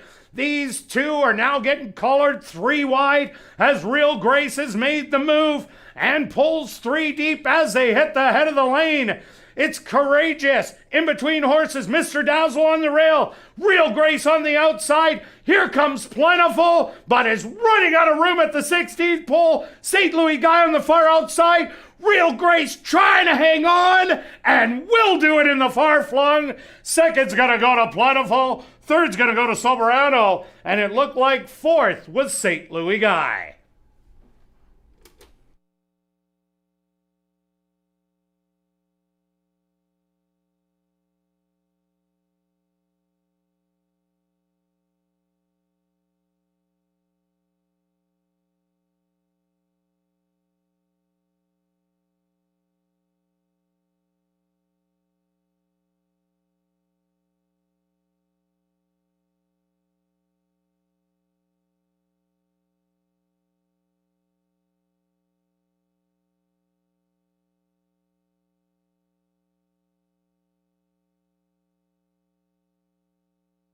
The stewards have requested a photograph to determine the winning horse. They went the opening quarter 25-1, the half 51 seconds, 6 furlongs in 1:15, the mile 1:40-3, time for the mile on the 16th, 1:47-3.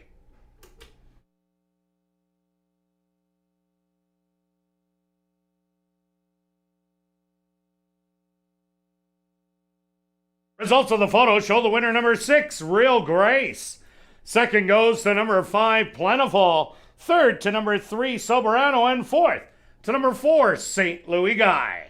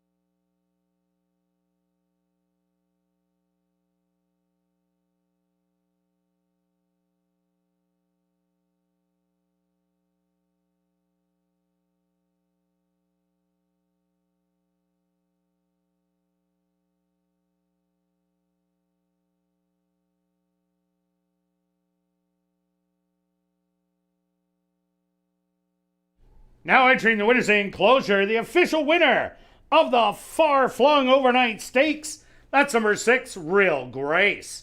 Real Grace is a dark bay or brown gelding, 4 years old, by Mineshaft, out of the mare True Way of Grace by Yes It's True. Owned by Shelley Brown, Gene McEwen, and Bet Holtman. Trained by Shelley Brown and ridden to victory by Jorge Carreño. Time for the mile on a 16th, 1:47.3. Assiniboia Downs is very pleased to have on hand our CEO, Darren Dunn, to make a presentation to the winning connections.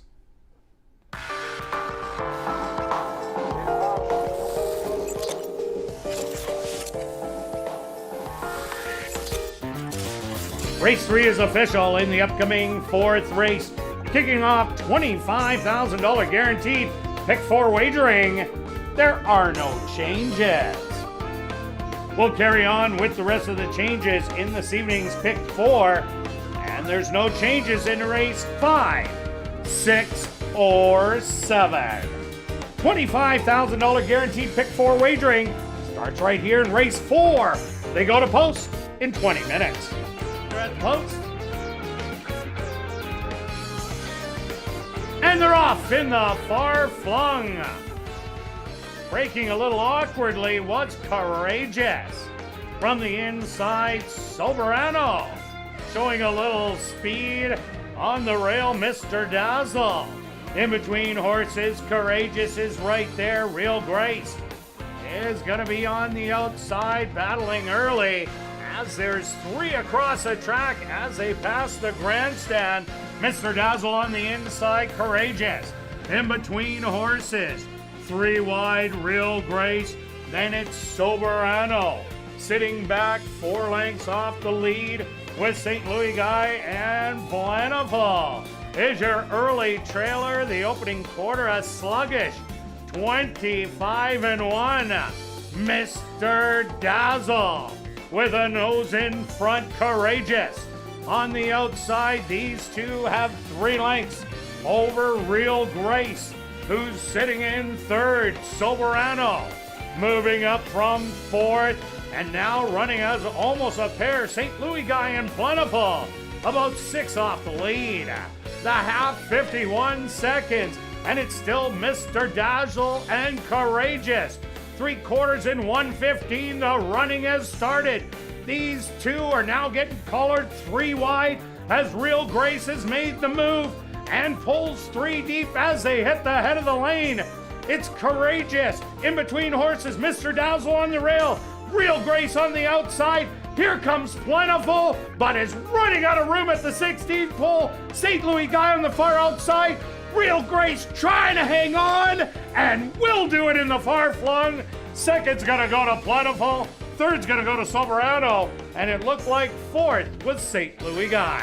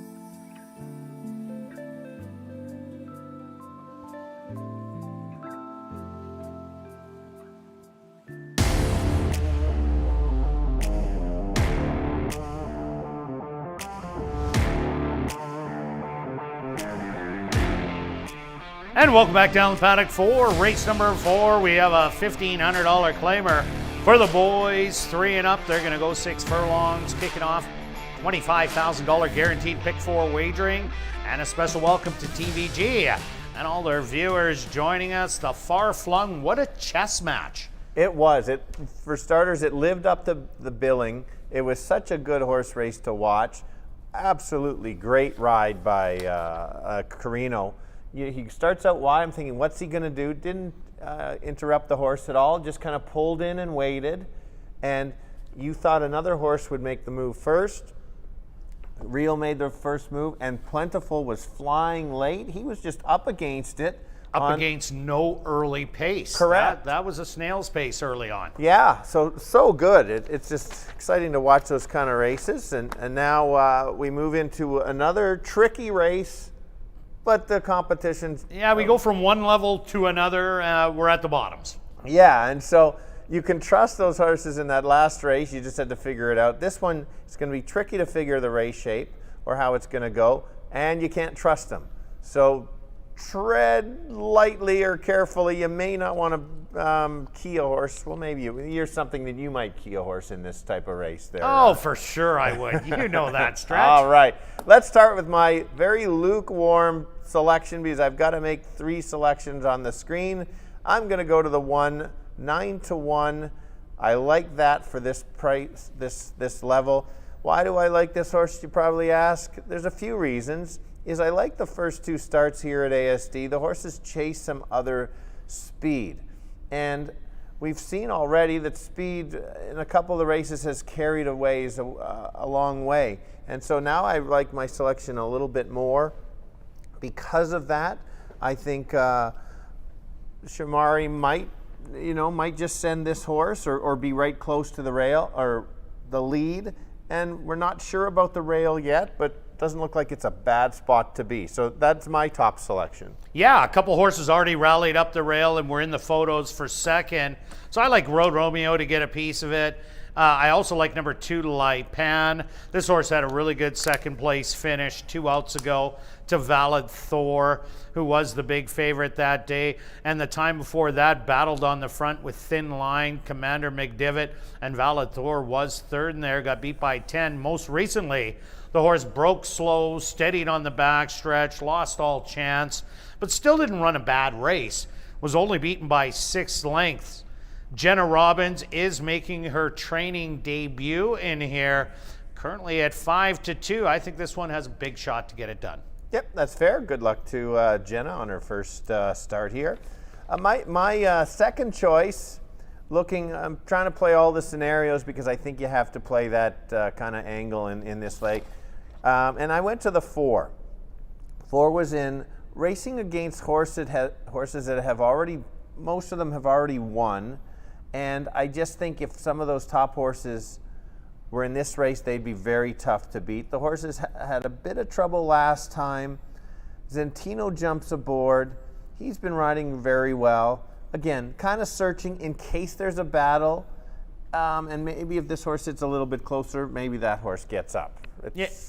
Yeah, Shelley's Dream doesn't have a lot of speed, but what if Road Romeo, Lai Pan, and Locked and Loaded, all of them want to go out and battle it out? Shelley's Dream, as you said, ran against some tough ones. Top of the Rock, won its non-2 condition, ran the non-3, won it convincingly. And before that was Triple Live, Whitlove's Tacos. That was a 5th place finish. That was going around 2 turns, but the better races are sprinting, so that definitely could be a rallier in here. Also, number 3, Mandrew, right now currently the favorite at 7-5. Mandrew's 2 sprint races I think are much better than the routes. Was 6 beaten 15 2 outs ago. Last time out, Whitlove's Tacos ran around the racetrack all by himself with Be My Macho Man in the stalking role. But Mandrew ran against City Champ, who was undefeated here at the Downs, in the Golden Boy and in the allowance race for 3-year-olds, and didn't get beat by that much. So that's why I like Mandrew in here, but cutting back the distance. Absolutely. Look at the races when it came from Turf Paradise. Then they move it up. So if Curtis, the trainer, can figure it out a little bit or what's been going wrong, watch out, because this horse at the start of the year had the most talent, or most upside that potentially could be there. And so it won't take much for a horse to wake up and come from there. My third selection is the 7. Again, I'm looking for a horse that potentially could maybe clear, and that's what I'm looking for in here, and that's what I think this horse can be. 2 back, went way too fast for this level. Last time, couldn't get the lead, but I like that second time Lasix and takes the blinkers off. At least the trainer is trying something to switch it up. It was in the 25 non-winners of the year. You might not think it's that big of a jump or drop, but it is a sneaky drop. There's like Norm's Place is a pretty good racehorse. He just doesn't like to win too often. And then Otani's a pretty good racehorse. All these are decent horses. So again, looking for a price, and I'm getting 8-1. Yeah, Otani was the 1-5 favorite that day. Norms was the favorite last time. They're even adding a shadow roll on. It's the little things that can make a difference, and that could be it. But in saying that, all right, let's go to our wagers here in race number 4. Pick 4 time stretch. What do you got? All right, I've got lots, as mentioned. Every horse that we mentioned and talked about, I got. It's a little worrisome. I left a couple out, but not one out. So I've got 1, 2, 3, 4, 7 in this leg. I've got 1, 3, 6, 7 in the 5th. I've decided to key the 7 in the 6th. If you remember my pick 5, I've got a few in that one. And then I spread in the last race of 2, 3, and 5. I'm not going to get stuck on the one horse like the other day. And for that, it's $60. Yep. And myself, I'm going greedy here. I bet a $2 pick 4. I got the 1, 2, 3 with the 1, 3, 6, 7. I'm also keying the 7, Major Shepherd, and rounding it out with 2 horses, the 3 and 5 in the last leg. If you want to bet a $1 pick 4, that's $24. But again, I'm greedy, so I'm going for 48. Good luck with all your selections here in race number 4, and we'll see you back for race 5, the Staff Max Stakes.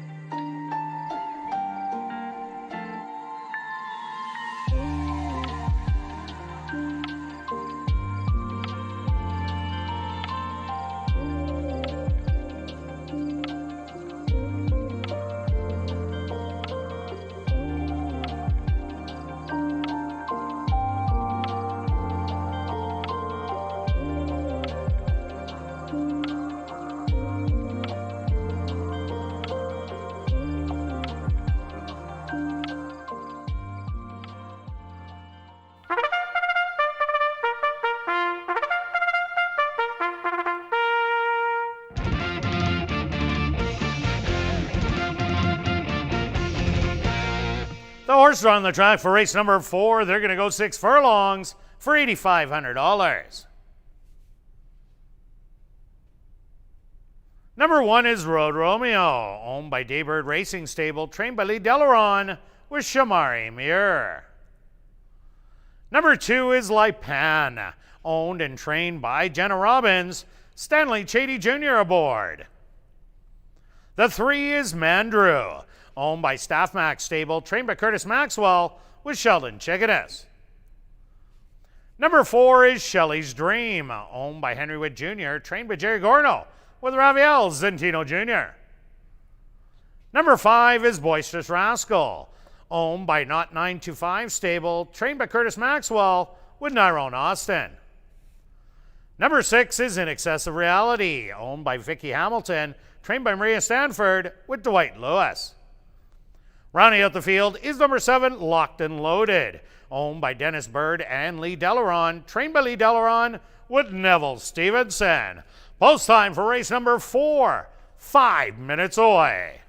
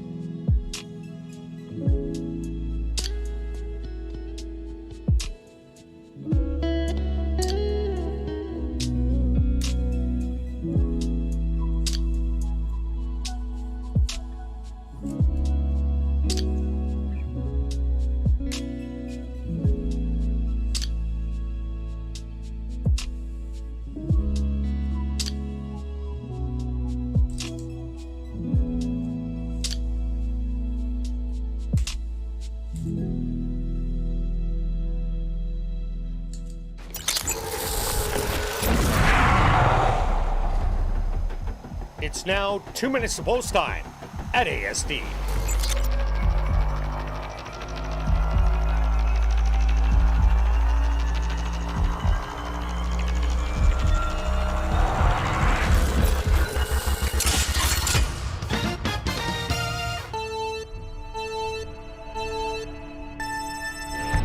All right, we're shortening up 6 furlongs, 1 turn.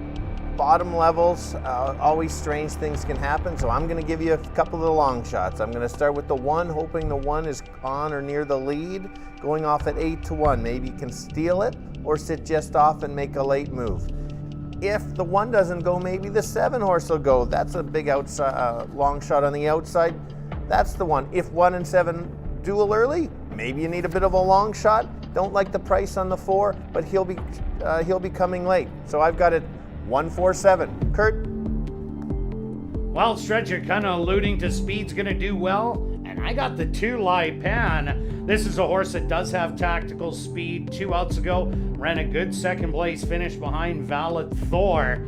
And if the 1 and 7 want to go duke it out, the 2 will be sitting right there, and everybody else is going to be about 5 lengths behind. Jenna Robbins, this is her first start as a trainer, and I think she's going to get it done. Good luck here in race 4.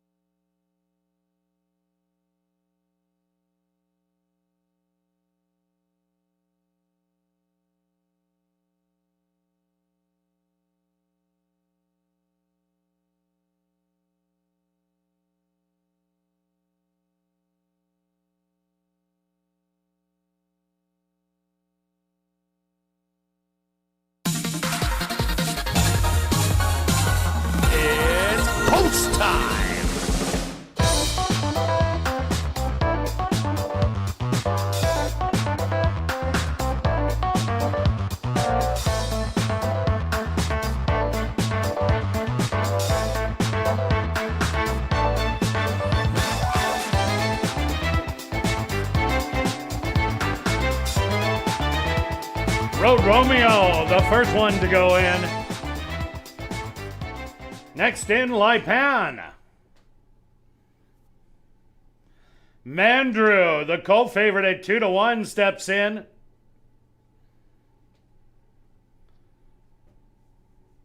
Shelley's Dream, the other co-favorite, is in.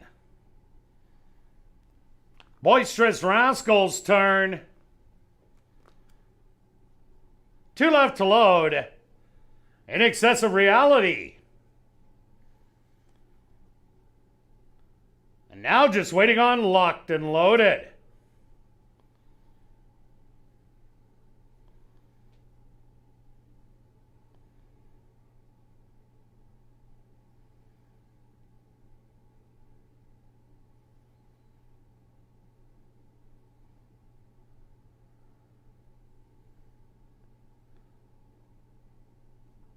Locked and Loaded getting extra help from the gate crew.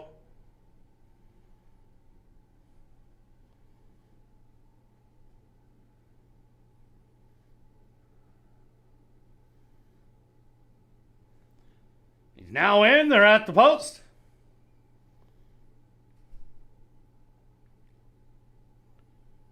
And they're off. From the inside, Road Romeo quickly goes out and grabs the early lead by 2. To the outside, Locked and Loaded in second. In Excess of Reality, in between horses, Shelley Dream. Sitting near the rail, now Lipan has made up ground and takes that rail away. And your 2 early trailers are Mandrew and Boisterous Rascal. The opening quarter, 23-2. And cruising on the front end, that's Road Romeo. Getting motivated, Mandrew has made up a bunch of ground and is in second. Back to third, Locked and Loaded, looking for room. Lipan on the outside, Boisterous Rascal. Now your trailers are going to be Shelley's Dream and In Excess of Reality. They hit the head of the lane after the half, 46-2. And Road Romeo still loving it on the front, but Mandrew motivated on the outside. And Mandrew takes the lead with a 16th of a mile to go. Mandrew is going to get it done in here. Second to Road Romeo. Third's going to go to Shelley's Dream. Close for fourth.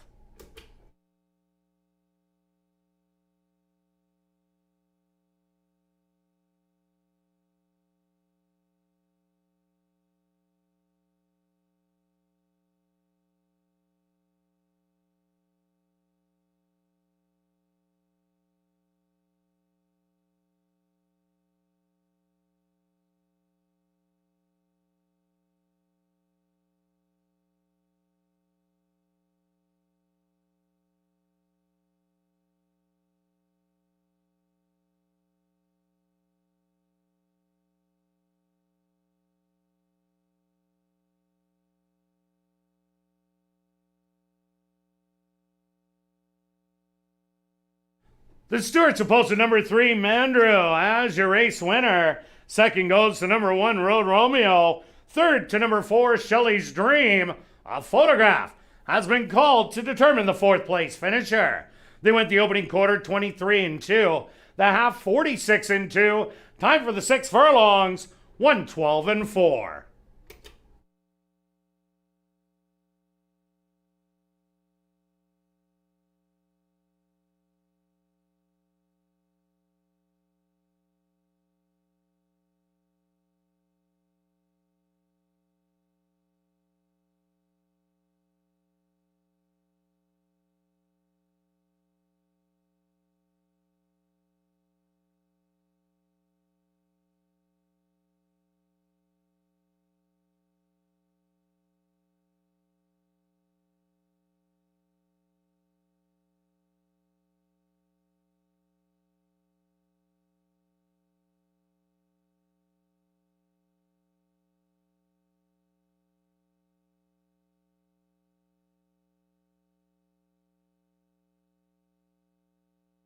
Results of the photo show number 7, Locked and Loaded, finished in 4th.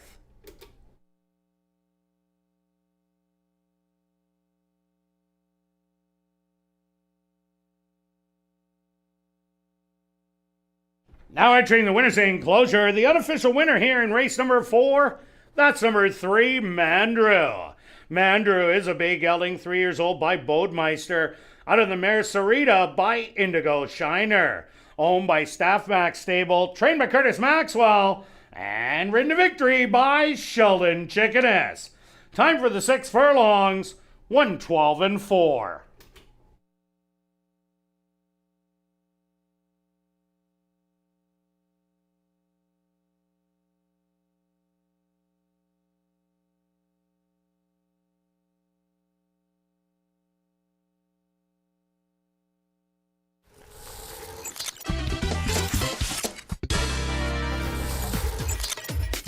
Race 4 is official in the upcoming 5th race, the Staff Max Stakes. There are no changes. Kicking off the late pick 3 here in race number 5.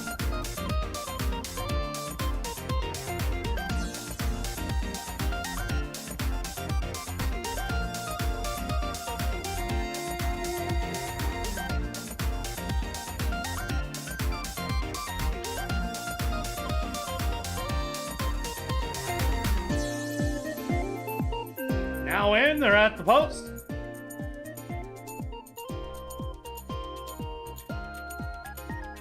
And they're off. From the inside, Road Romeo quickly goes out and grabs the early lead by 2. To the outside, Locked and Loaded in second. In Excessive Reality in between horses, Shelley Dream. Sitting near the rail, now Pan has made up ground and takes that rail away. And your 2 early trailers are Mandrill and Boisterous Rascal. The opening quarter, 23 and 2. And cruising on the front end, that's Road Romeo. Getting motivated, Mandrill has made up a bunch of ground and is in second. Back to third, Locked and Loaded, looking for room. Pan on the outside, Boisterous Rascal. Now your trailers are going to be Shelley's Dream and In Excessive Reality. They hit the head of the lane after the half, 46 and 2. And Road Romeo still loving it on the front, but Mandrew motivated on the outside. And Mandrew takes the lead with a 16th of a mile to go. Mandrew is going to get it done in here. Second to Road Romeo. Third's going to go to Shelley's Dream. Close for 4.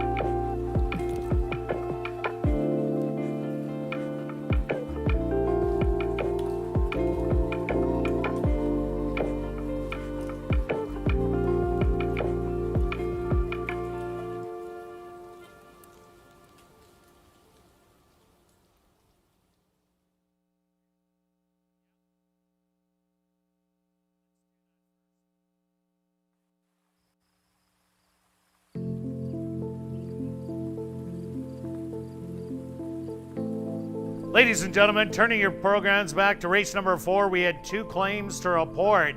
First off, claim for $1,500 was your race winner. Number 3, Mandrew, claim by Dale Zawiesliak, owner-trainer. Also claim for $1,500 was number 7, Locked and Loaded, claim by Jenna Robbins, owner-trainer.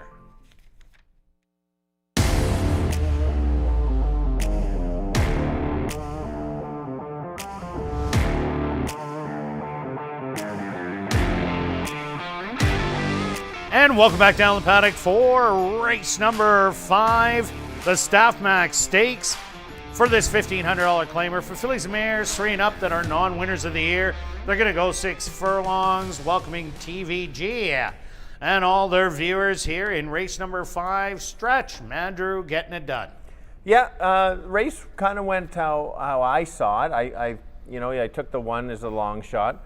Hoped that he'd go to the lead, and did go to the lead and went as far as he could, and just got tired late to a slightly better horse, and that's all you can ask for when you kind of figure out how the race is going to go. And so no problem there. We're both alive in the pick 4 and pick 5, and just thanks to everybody constantly tuning in and supporting playing the pools. We had a real good pool of 45,000 in the pick 4, well over the number of 25. We had over 50,000 in the pick 5. That's gonna, at this rate, it won't be long before it gets up to what already the guarantee is. It could go over that.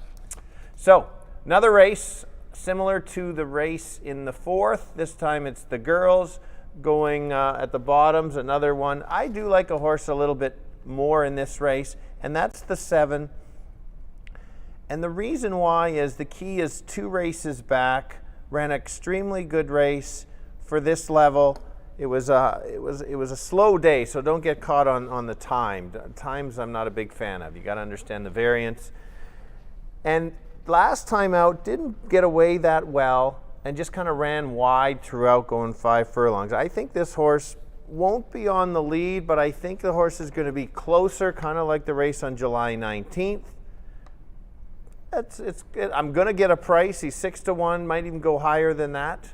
That's my top selection. Kirt? Yeah, mine's number 1, Babylon Will Fall. Started off at the $5,000 level and was knocking on the door, running 5th 3 consecutive times. The last 2 were within the 6 lengths. 2 outs ago, this horse battled every step of the way, lost by 2 3/4. And then I thought would be sitting in a stalking position last time out, was dead last and tried to make up ground, but Cara Mine was the loose speed on the front end and easily went wire to wire. Babylon Will Fall draws inside here, and there really is one speed horse in here, truly and terrific. This horse will go as fast and as far as it can. It's going to try and steal it on the front end, but I think Babylon Will Fall, with that inside draw and tactical speed, this is a horse that's going to be in a perfect stalking position. It should get the stalking trip, and as we talked about why we both took the 3, and you just mentioned it, Kirt, is this horse, it will be on the lead and is an extremely tougher horse for this level anyway when she gets the lead. There was some good speed in those other races that she didn't really have a chance. It's a sneaky. She has 1 second and a win, got disqualified. She did win the race. It was a valid disqualification, but you showed that she still won. She doesn't know that she got disqualified. You can't leave this horse out. You never want to leave out loose speed. I know the speed got caught in the last race, but at that kind of price, if you don't have the speed, you kind of get a little worried at the 16th pole for a horse just to get up. So yeah, for me, I can't leave out the 3 on any tickets, and I didn't in the pick 4, pick 5s. Yeah, I agree with you too. Another horse to look at, number 6, Hilda, the beaten favorite in the last 2 outings. First time ran a great race, but was beaten by the stablemate and was only 3/4 of a length out of second money. And then last time, Catalina Dreaming showed her good speed, and she went all the way around the racetrack. The horse that ran second, Wits Dadalink, has also since come back to win. So that was a tough race for Hilda. She might like these a lot better. Yes, I've kind of been chasing this horse. Needs to improve a little bit based on the last start. like you said, Catalina went gate to wire that day. Two back is a good enough race to win. It's just a matter of on the day how they're feeling at this level. So yeah, I'm going to just comment on the 8 horse who has the early money. And why does this horse have the early money? Well, the horse does run a little better when he's on the outside. Some of his top races was when, like if you look back at last year, post 10, and then even this year, first start of the year was on post 6. This horse sometimes doesn't always get out of the gate when it's inside, and so maybe that's what the public is looking at. It's not my top selection. I didn't use it, but I'm just always like to try and figure out why that there's money on this horse, and the horse is a little bit off form. They took blinkers off, and I think that might be the key because with the blinkers, those last 2 starts, they are stinkers. But before that, the horse was competitive, wasn't going to beat Kate's Princess, who's on a roll. Witt's 10-10 we seen win today. Bell's Strike came back to win. So was in a lot of key races early on with tough horses to beat. Now that it takes his plummet all the way to the bottom, I think Legendary Song's chances do increase. Another big long shot maybe to throw at you, number 4, Chickle Sparks. Here's a horse that the last 2 times has run very well. 2 outs ago, only got beat in the photo by a half a length for running second as Bayal won by 5, and then had to run into Catalina Dreaming and Witt's Dadalink in that last start, and was only a length and a quarter behind Hilda. We got Hilda at 2-1. We have Chickle Sparks at 15-1. Yeah, and we've talked about, and I always talk about this level, you better find some value, and there's your value at 15-1 for sure. All right, let's go to our wagers here in race number 5, Stretch, starting it off with you. Okay, so we are going, we're betting a little bit against each other. I've got 10 to win on the 7. I know I'm going to get a price. The place price, I've doubled it because now I only need 4 to get out on the day. 20 to place on the 7. And between you and I, Kirt, we've been hitting some really good place prices from $560 all the way up to $990. You hit one to close out the day on $820. $820 on a horse that paid $11 to win. Exactly. So don't forget those place prices. Maybe you don't want to bet place on a $3 or $4 horse, but those mid-range horses, good way to do it. Your bet, Kirt. All right, myself, I'm going after number 1, Babylon Will Fall. Will it go to the front? Will it rally from last? I guess I got to ask Leroy Nelson, but he's already on the horse, so I can't do that. But I'm hoping that he's in a stalking position, so 30 to win on the 1. Good luck with all your wagers here in race number 5, and we'll see you back for race 6.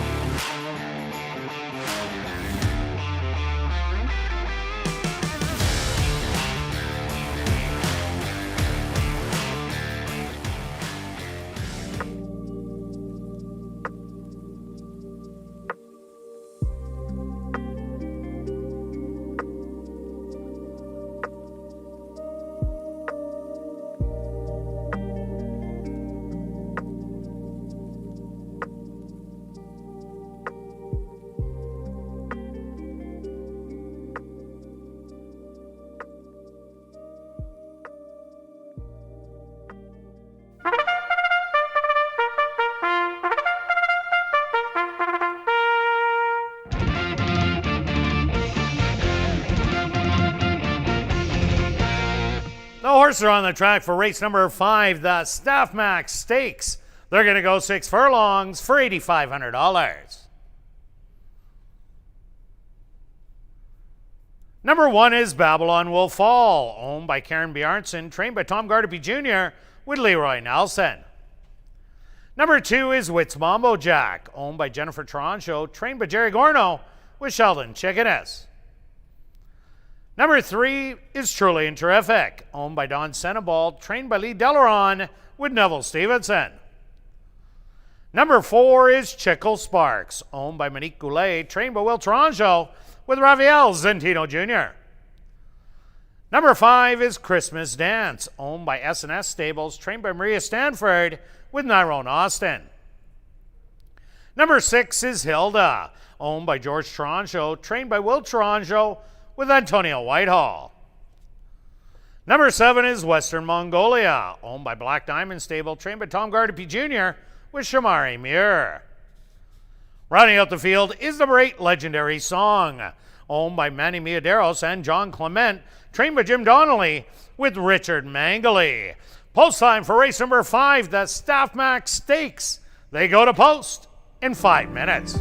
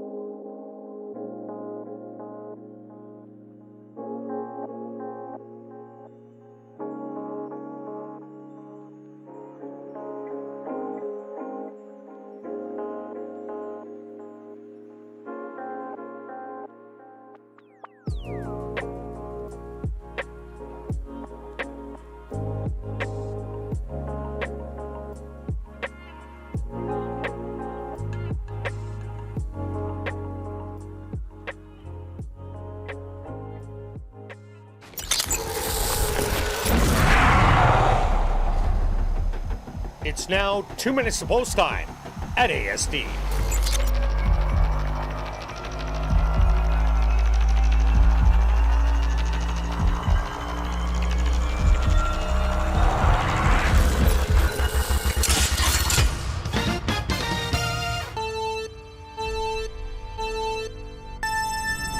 All right, we had the boys going 6 furlongs in the 4th. We've got the girls going 6 furlongs in the 5th. Another a tricky race. Look at the betting board, wide open. One is the favorite, but I'm looking for the not the favorite, and that's the 7 horse. This horse has looked very good 2 back. Last race was a wide trip. I think this horse is going to get a little bit better of a trip, make the late move, and take over late at 3-1. The horse that she'll be chasing is probably the 3 horse, Truly and Terrific. Will try to go as far as she can. Will the 7 beat the 3? We'll find out. Kirt, go ahead. Yeah, I agree with you. Number 3, Truly and Terrific, will be the leader, trying to do it. But I like the one Babylon Will Fall. Has run 2 big races in a row. I expect a similar effort today, but I'd like to see the horse sit a little bit closer than it did last time out. Battled on the lead 2 outs ago, came from dead last, but 2 good races, so I like the 1. I also like the 6, Hilda, and the 4, Chickle Sparks, might be the bomber. Good luck here in race 5.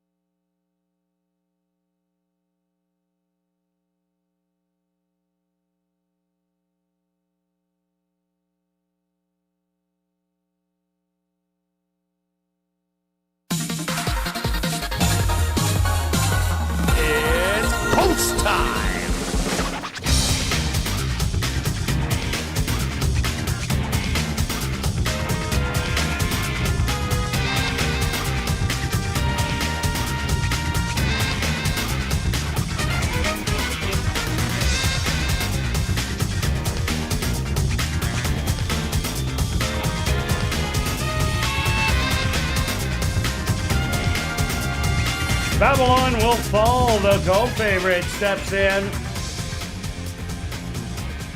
Witt's Mambo Jack is in. Truly and Terrific is next.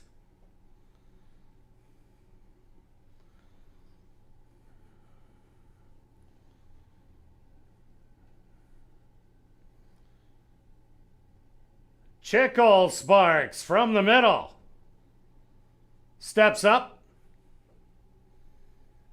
and in. It's now Christmas Dance's turn.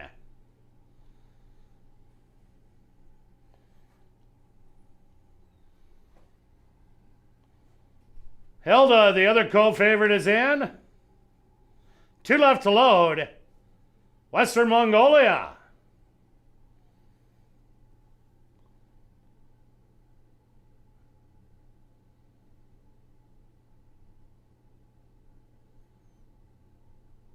Now just waiting on Legendary Song. The field is set. They're at the post. And they're off. From the inside, Truly and Terrific flashes a bit of early speed, but has lots of company today. On the outside, Christmas Dance. 3 wide, Hilda's in the fray. On the rail, Babylon will fall. Then it's Western Mongolia, Legendary Song, and Chickle Sparks. And well back to Witt's Mambo Jack, who's spotting the field about 10 lengths. The opening quarter, 23-1, and Truly Terrific. She's grabbed the lead now by 2. In an all-out drive from second, Christmas Dance, trying to get through on the rail, Babylon will fall. To the outside is Hilda and Western Mongolia, and Chickle Sparks right in behind them. They hit the head of the lane. The half, 46-2. Truly and Terrific clinging to the lead with Babylon will fall, trying to sneak up the rail. Chickle Sparks with the late rally, 60th of a mile to go. Truly and Terrific. Babylon will fall with the lead. Babylon will fall, will take it. Second will go to Chickle Sparks. Third, Truly and Terrific. And fourth to Hilda.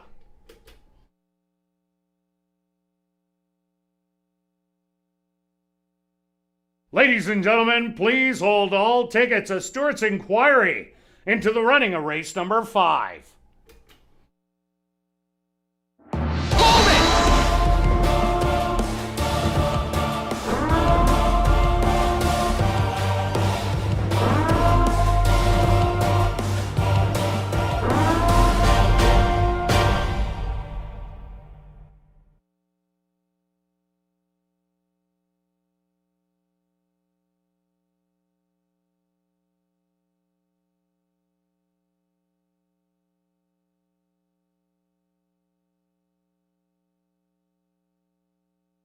The Stewart's supposed to number 1, Babylon will fall as your race winner.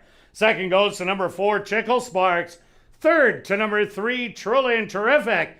A photograph has been called to determine the 4th place finisher. They went the opening quarter 23-1, the half 46-2. Time for the 6 furlongs, 1:13-2.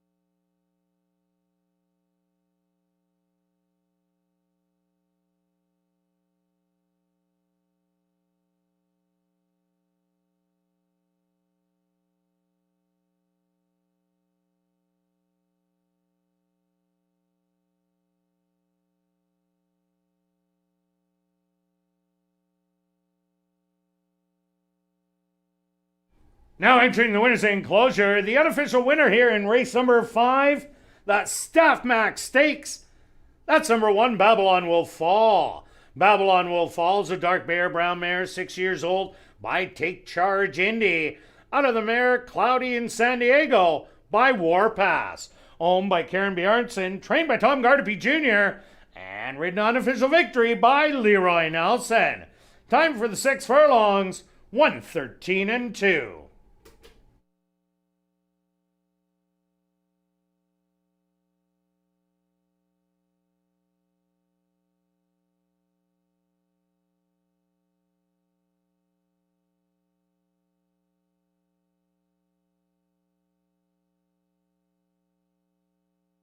Results of the photo show number 6, Hilda, finished in 4th.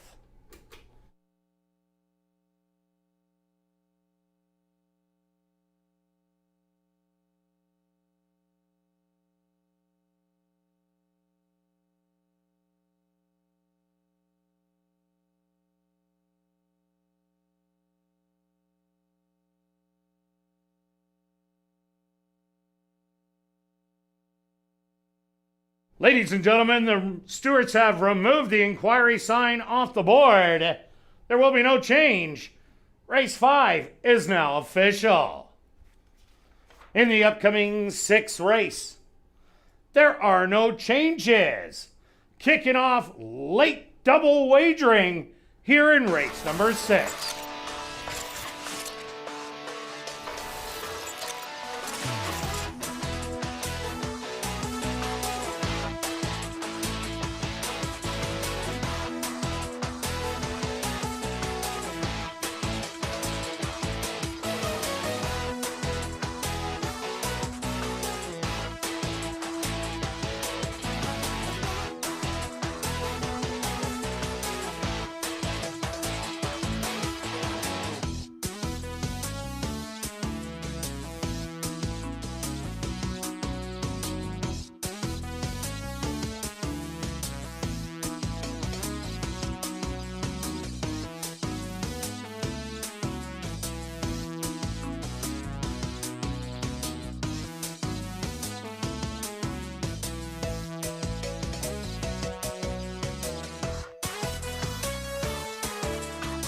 And they're off.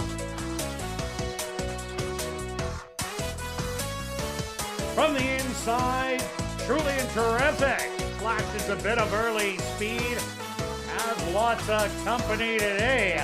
On the outside, Christmas Dance. 3 wide, Hilda's in the fray.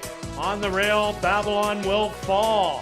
Then it's Western Mongolia, Legendary Song, and Checkle Sparks. And well back to Witt's Mambo Jack, who's spotting the field about 10 lengths. The opening quarter, 23 and 1, and truly terrific. She's grabbed the lead now by 2. In an all-out drive from second, Christmas Dance, trying to get through on the rail, Babylon Will Fall. To the outside is Hilda and Western Mongolia, and Chickle Sparks right in behind them. They hit the head of the lane, the half, 46 and 2. Truly and terrific. Clinging to the lead with Babylon Will Fall, trying to sneak up the rail. Chickle Sparks with the late rally, 60th of a mile to go. Truly and terrific. Babylon Will Fall with the lead. Babylon Will Fall will take it. Second will go to Chickle Sparks. Third, Truly and Terrific, and 4th to Hilda.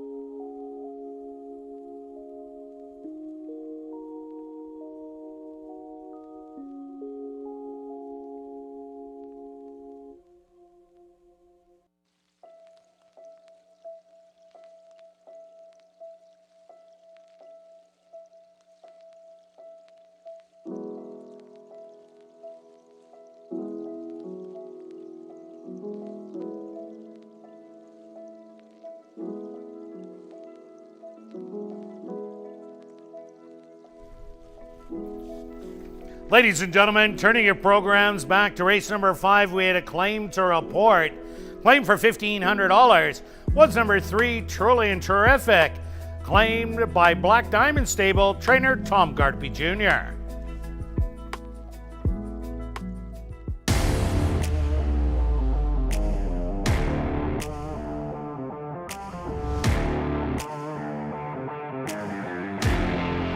And welcome back down the paddock for race number 6 for this allowance race for 3-year-olds and up that are non-2 lifers.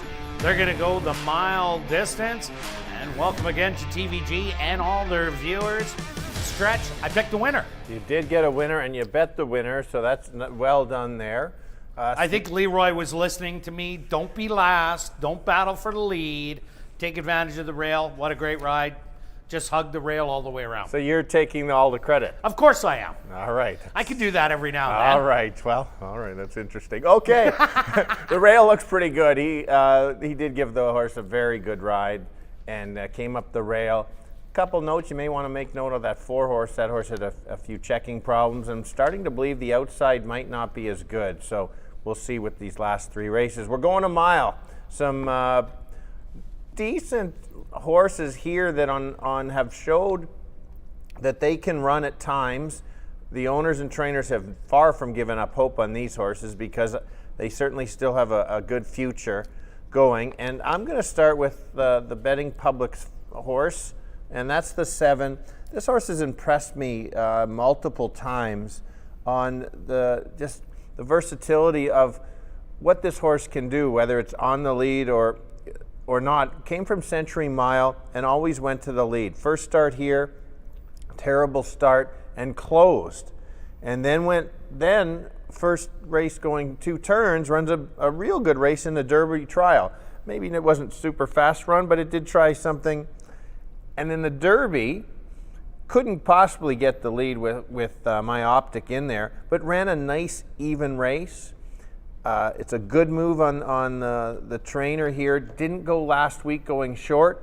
They know that this horse is probably going better long, and I think this horse has another top effort in him. And so that's why it's my top selection. I'm a little surprised on now he's not the favorite, maybe because I have the 7 and they're going to jump off and find somebody else. But well, Stretch, I like Major Shepherd also. Has done absolutely no wrong. Even that maiden allowance win 2 outs ago, he beat Peb and Call the Cops. Call the Cops came back in the maiden allowance and won with Peb running second. So that was a little bit of a key race. I expect Peb to come back and win very next start.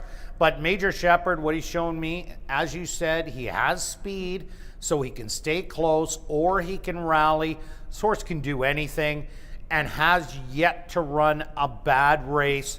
And this is a non-2 lifer. The one last week was a first level allowance, so you could have won 5 and still been in there. This is just non-2 lifers. That's why I like Major Shepherd a lot. Another horse I like in here, as you do, E2 Babu, the 6 horse. This horse just couldn't get going in the Derby, sat 3rd to last, and picked up a few placings, but was well beaten in the end. 6 lengths behind Major Shepherd, who rallied just in front of him.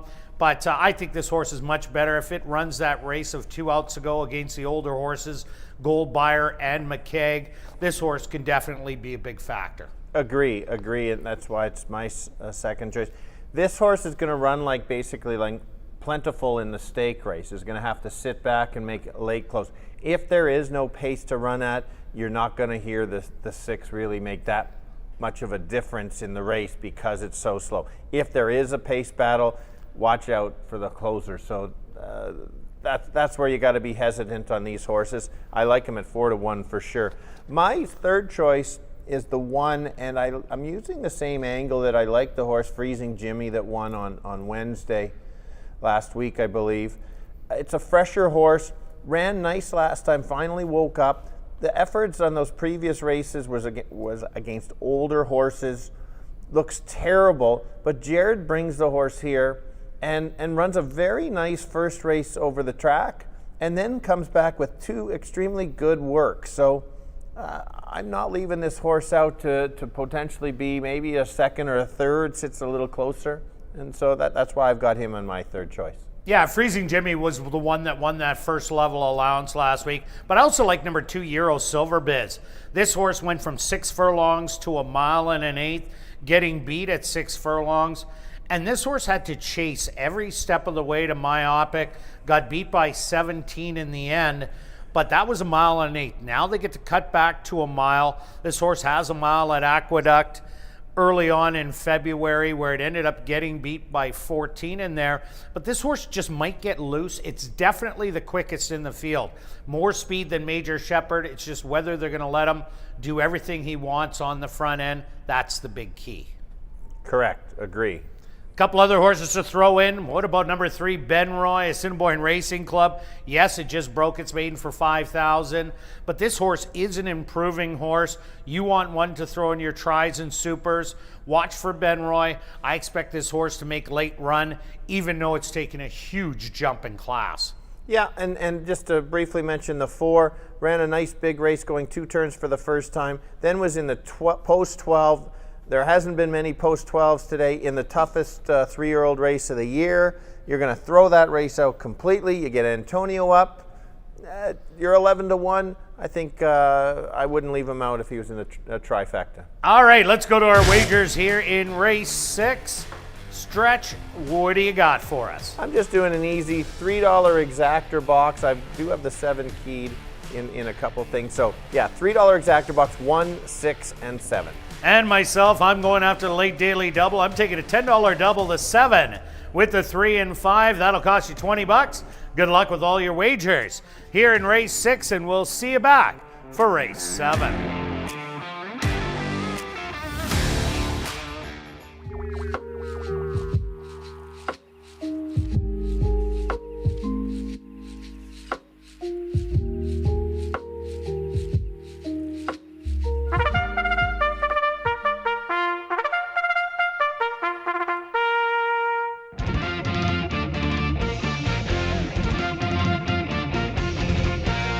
The horses are on the track for race number 6. They're going to go 1 mile for $15,000. Number 1 is Bear Brian, owned by Jared Brown and Kane Couture, trained by Jared Brown with Jorge Carreño. Number 2 is Euro Silver Biz, owned by Martin Yershak, trained by Devin Gittins with Rafael Zentino Jr. Number 3 is Benroy, owned by the Assiniboia Racing Club, trained by Devin Gittins with Shamari Muir. Number 4 is Midnight Salute, owned by Shelley Brown, Steve Holborn, Christina Bell, and Dean Brown, trained by Shelley Brown with Antonio Whitehall. Number 5 is Wits Coco, owned by Henry Witt Jr., trained by Jerry Gorno with Sheldon Chickadas. Number 6 is E2 Babu, owned by Lloyd Dietz and Cal Britton, trained by Cal Britton with Neville Stevenson. Number 7 is Major Shepherd, owned by Kenneth Amther, trained by Gordon Amther with Richard Mangley. Rounding out the field is number 8 T-Class, owned and trained by Alan Brown, Stanley Chady Jr. aboard. Post time for race number 6, 3 minutes away.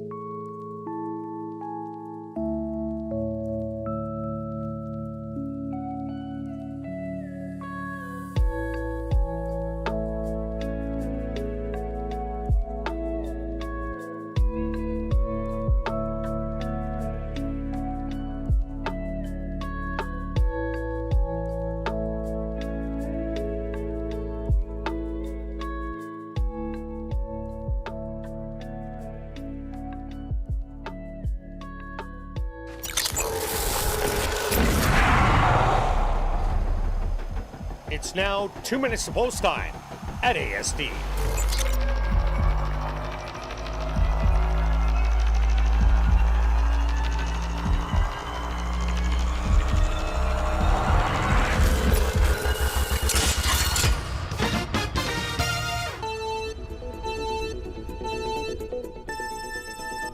All right, we're stretching out to a mile.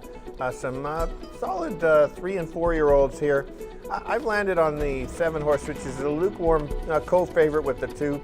This horse should be on or near the lead. Can probably stalk and make a late move to take over from the 2, who I expect will be going to the lead. If you think that those horses are coming back to you and you like the closer from the clouds, that's the 6. Don't look for him at the front because he'll be near the back trying to close late. 7-6, Kirt. Yeah, Stretch, I also like number 7, Major Shepherd. I'm thinking it's his race to lose. Very versatile horse who has yet to run a bad race. So I like him on top. I like Euro Silver Biz to try and steal it on the front end. Your long shot in here is number 3, Benroy, currently an 11-1. Yes, he just broke his maiden for 5,000, jumping way up to the allowance non-twos, but it's the way he did it so impressively. You gotta throw him in your top 4. Good luck here in race 6.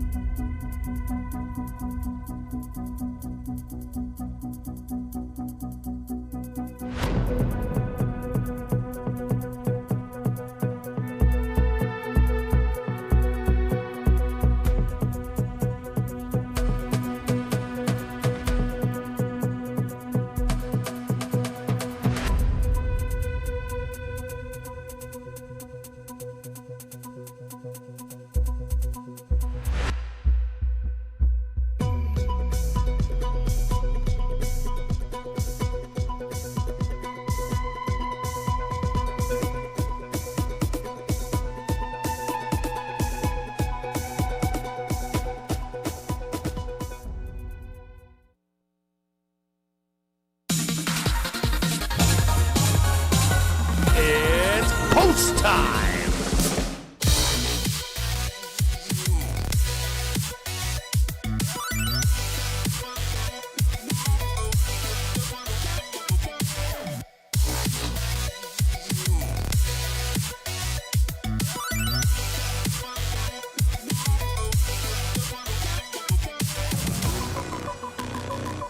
Bear Bryant and Euro Silver Biz, both in the starting gate. Next in, Wits Coco.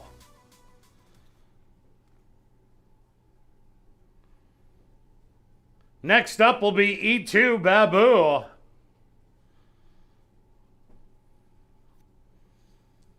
He's going to get a little extra help from the gate crew.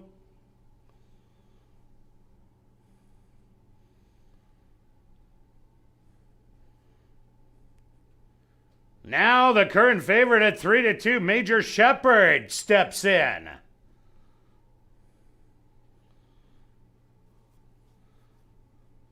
T-Class from the outside. Now just 2 left to load. First will be Benroy.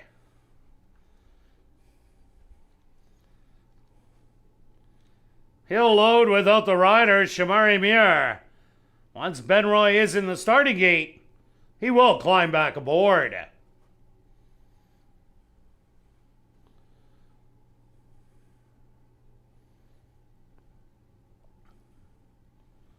And now just waiting on Midnight Salute.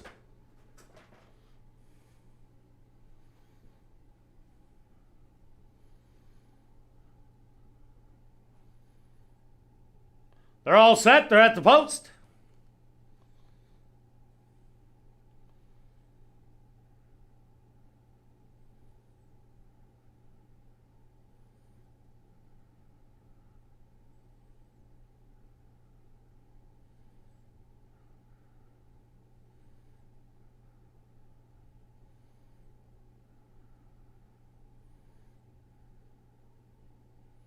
And they're off. Breaking a little slow was Midnight Salute. Benroy like a bullet. Straight out to the early lead. Now Wits Coco will take over as a leader. Major Shepherd stalking on the outside in second. In between horses, E2 Babu up close early today. Then it's T-Class, Benroy, Midnight Salute. Three more to Euro Silverbiz, and Bear Brian is a trailer spotting the field about 10. Straight to the front end, and that's Wits Coco, who went the opening quarter in 24 seconds. Major Shepherd on the outside, trying to engage Wits Coco. Three more back to E2 Babu. Benroy making a move up the inside. Midnight Salute to the outside. Now Bear Brian starting to get motivated. And the trailer, T-Class and Euro Silverbiz. The half a quick 48-4. And Wits Coco trying to take it all the way. Major Shepherd in an all-out drive from the outside. 3/4, 1:13-3. They hit the head of the lane. Major Shepherd puts a nose in front, battling back Wits Coco. E2 Babu getting closer from third from the far outside. Midnight Salute and Euro Silverbiz trying to battle with them. Wits Coco putting on a show here. 51-30, blew it up the tote board. Wire to wire, Wits Coco. Major Shepherd looked like he hung on very close with E2 Babu. And in fourth, Midnight Salute.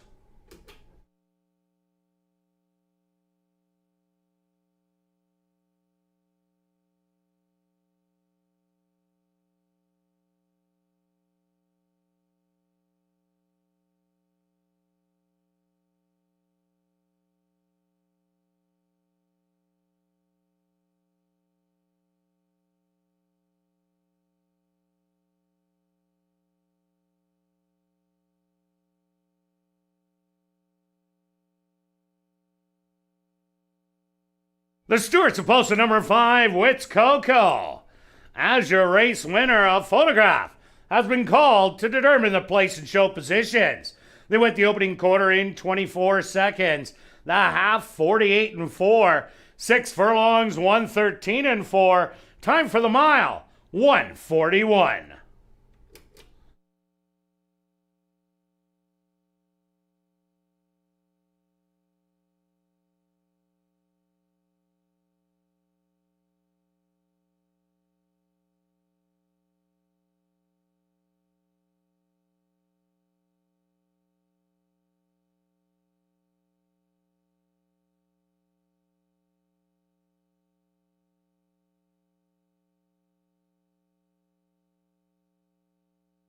Results on the photo show number 7, Major Shepherd. Finished in second. Third goes to number 6, E2 Babu. And fourth to number 4, Midnight Salute.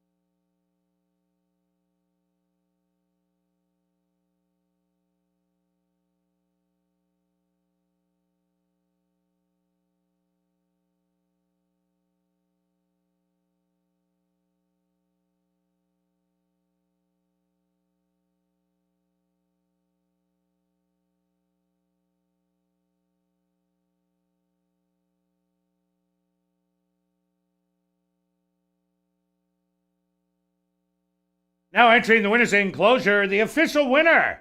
Here in race number 6, that's number 5, Wits Coco. Wits Coco is a dark bear brown gelding, 4 years old, by Penton Man, out of the mare Melodic Escape by Wild Escapade. Owned by Henry Witt Jr., trained by Jerry Gorno, and ridden to victory by Sheldon Chickeness. Time for the mile, 1:41. Congratulations goes out to trainer Jerry Gorno, who saddles his second winner. Also, congratulations goes out to jockey Sheldon Chickeness, who scores the double.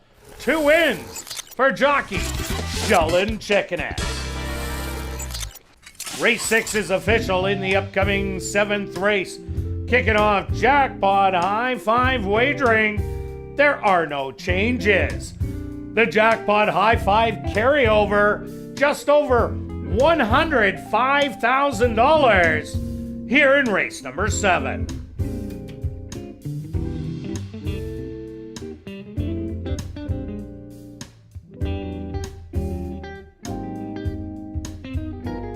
And take note, folks, that a chance to make some very big money continues every live race day.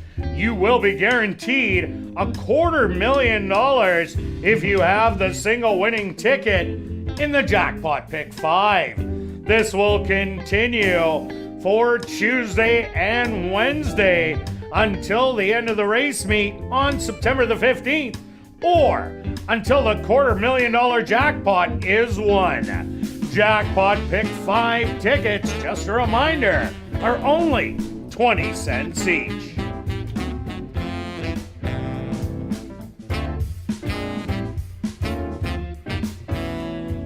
Breaking a little slow was Midnight Salute. Ben Roy like a bullet. Straight out to the early lead, now Wits Coco will take over as a leader. Major Shepherd stalking on the outside in second. In between horses, E2 Babu up close early today. Then it's T-Class, Ben Roy, Midnight Salute. 3 more to Euro Silverbiz, and Bear Brian is a trailer spotting the field about 10. Straight to the front end, and that's Wits Coco, who went the opening quarter in 24 seconds. Major Shepherd on the outside, trying to engage Wits Coco. 3 more back to E2 Babu. Ben Roy making a move up the inside. Midnight Salute to the outside. Now Bear Brian starting to get motivated. And the trailer, T-Class and Euro Silverbiz. The half a quick 48-4. And Wits Coco trying to take it all the way. Major Shepherd in an all-out drive from the outside. 3/4, 1:13-3. They hit the head of the lane. Major Shepherd puts a nose in front, battling back Wits Coco. E2 Babu getting closer from third from the far outside. Midnight Salute and Euro Silverbiz trying to battle with them. Wits Coco putting on a show here. 51-30, blowing up the tote board. Wire to wire, Wits Coco. Major Shepherd looked like he hung on.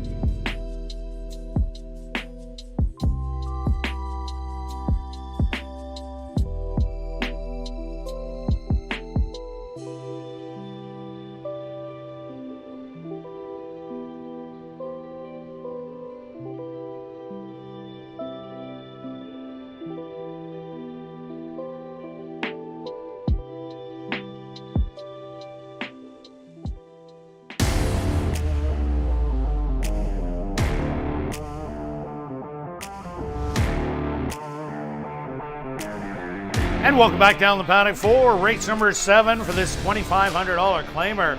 For 3-year-olds and up that are non-winners of the year, they're going to go 7.5 furlongs. Welcoming TVG and all the viewers once again. Here for race number 7, stretch, we got cocoed. We did. Full credit to jockey Sheldon Chickness. Sheldon going right to the lead. The two didn't get out as well as he would have liked. Well, and last. Yeah. So that's kind of tough to make the lead from there unless you want to sacrifice it all. And I think that, who was the jockey on the... Richard Mangley on Major Yes, Shepherd? thank you. Very good. Yeah, Richard looked like he thought he had the horse, and then you could see on the turn, it's like, this horse is still running really well. It went fast. I'm now officially convinced on rail speed bias, or especially the rail. The 7 was a little bit out wide, and the 5 got that rail, and it seems to be carrying the speed. Any of the speed horses have done well when they've stayed on the rail. Even the ralliers coming up the rail have been doing well. Exactly. So make note of that the rail is the golden spot today. So CandyCon? Yeah, well, you're not going to leave that horse out. I'm not anyway. I'll start with my top selection though. Factored in should be, well, I'd like to be near the rail, and the horse hopefully doesn't get too far back. Makes the drop. Races 2 and 3 back has had some trouble. Both starts, and the last race was not a great race. Still competitive enough for this level. I think it's the right move with the jockey, Elton, to do that, to find a spot. Didn't drop him all the way down to the 1,500, so still hasn't given up hope. The horse has talent and does win races. If you look at last year at Century Mile, 6 of 7 in the money. It keeps showing me enough. I don't like even money, but it is my top selection. Looks like I might need some pace battle up front for this horse to come in. Yeah, no doubt about it, factored in. We were talking on ASD Live. Look at the horses it lost to. Tis Funny, a 5-furlong specialist. Marquis Wells won 4, I think, and twice at the allowance level, first level 10,000. Beaten by El Chairman twice, wire to wire, and Witt's Dollar Night. So it's been beaten by all wire to wire winners and at a higher level. Now dropping down to this 2,500. That's why I like factored in even more. I also like number 5, Ten's Legacy, another dropper in here. Last time out was battling for the early lead and then tired. Previous to that was again in a little bit of a heated battle as Honor Road went out and captured the lead and ended up going wire to wire, and then duked it out with El Chairman in the previous start and then tiring late down the lane. But I think there really isn't a lot of other speed. There's horses that could go if they sacrifice, but the true speed, I think, is number 5, Ten's Legacy, and if he gets out there, he can go all the way, and you're getting great odds, 13-1. I do agree with you. I'm not going to switch what you see 3-2-5, but if I could, I would make it 3-5-2. Yeah, it depends on if Tally presses, then the closers can come in. But if Nyrone decides, you know what, I'll take a run late, then it really sets it. Those two could run around the track together if they got kind of the dawdling fractions as you like to use. So I wouldn't leave it out if you think, especially speed's carrying, like that last race. The 6, E2 Babu, was in 3rd and stayed in 3rd pretty much the whole way. And so he couldn't show his big closing kick previously, but he put himself in a position on the racetrack, just wasn't good enough today. Correct. 2 is my one of my top 3 picks. I'm a little more hesitant because he's more of a deeper closer. So, expect a good value on this. There's some nice races in there. That Talent Risk 2-back is a decent race. The horse has only had 3 starts. This is kind of when Jared gets going 2nd or 3rd and 4 starts, kind of moving into his prime. So I expect a big effort out of the 2. It just might not be the right racetrack for him. Yeah, and I like number 1, CandyCon. This horse has run some good races in the past. I backed it the first time out this year. I was disappointed with that effort. And then I just watched the last 2. I like Bite the Bullet Bro last time out against Young Boy. And then Ran a really good race in that 15 non-winners of the year, beating Clipboard, Money, and More Than Stature, but that was not the strongest race for 1500, even though it is that level. But Candy Con did do it impressively and gets the inside draw. And you always, I keep chirping, 7.5 furlongs, you get the inside. It's a big bonus to have, so I think Candy Con could definitely run a big one. Yeah, that horse almost made my top 3. It's just kind of starting to wake up, and this time of the year, you know, Tom can get hot at times, and just, yeah, it wasn't that strong of a field, but the horse has the back class. How about another bomber, number 8 Conquest Hot Humor? I gave this horse no prayer last time out, where Gavin won by 3, and it was in the photo with an iron Wits Hurricane, and it only got beat by 3/4 of a length for second. Does have some good route races, albeit 2 years ago in 2019 at Lethbridge and in Saskatchewan at Marquess Downs. So maybe this is the bomb of the bombs for someone to try and scoop the jackpot high 5. Yeah, I think that horse would have to be in the jackpot high 5. The outs put this horse on the rail, and I like the horse a little bit more to maybe be a little bit higher, but I'm looking 4th or 5th for that one. All right, let's go to our wagers here in race number 7. Stretched, are you out of money? I am almost out of money. Okay. I'm still thinking about it. I'm going to go. Okay, you've only had about 8 hours. Let's go with it. So this doesn't count as a stretch change alert. So $5 exactor wheel, 3 and 5 with 2, 3 and 5. So I've got the speed, the closer. It's $20. $5 exactor wheel. You could make it $1, but there it is. Thanks, Beth. Wow, Stretch, you're leaving it right to the last second. I'm going after the triactor also. I'm taking a $2 wheel, 3535 with 1267. If you want to bet $1, only costs $8. Good luck with all your wagers here in race number 7, and we'll see you back tomorrow, 6:45 Central for ASD Live.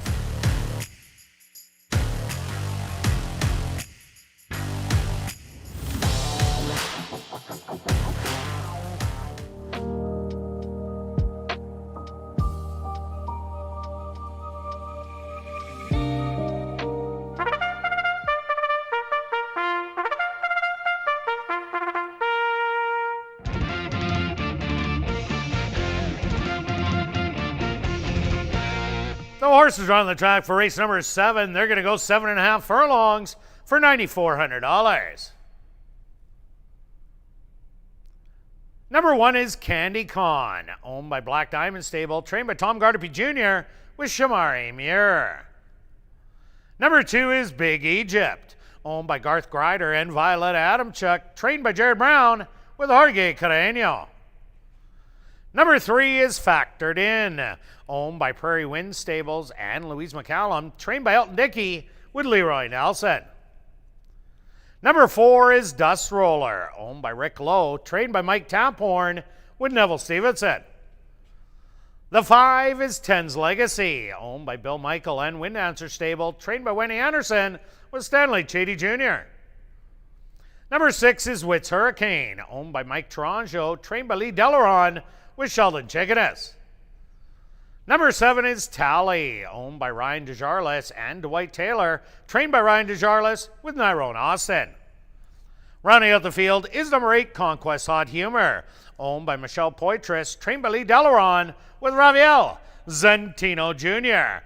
Post time for race number 7, 4 minutes away.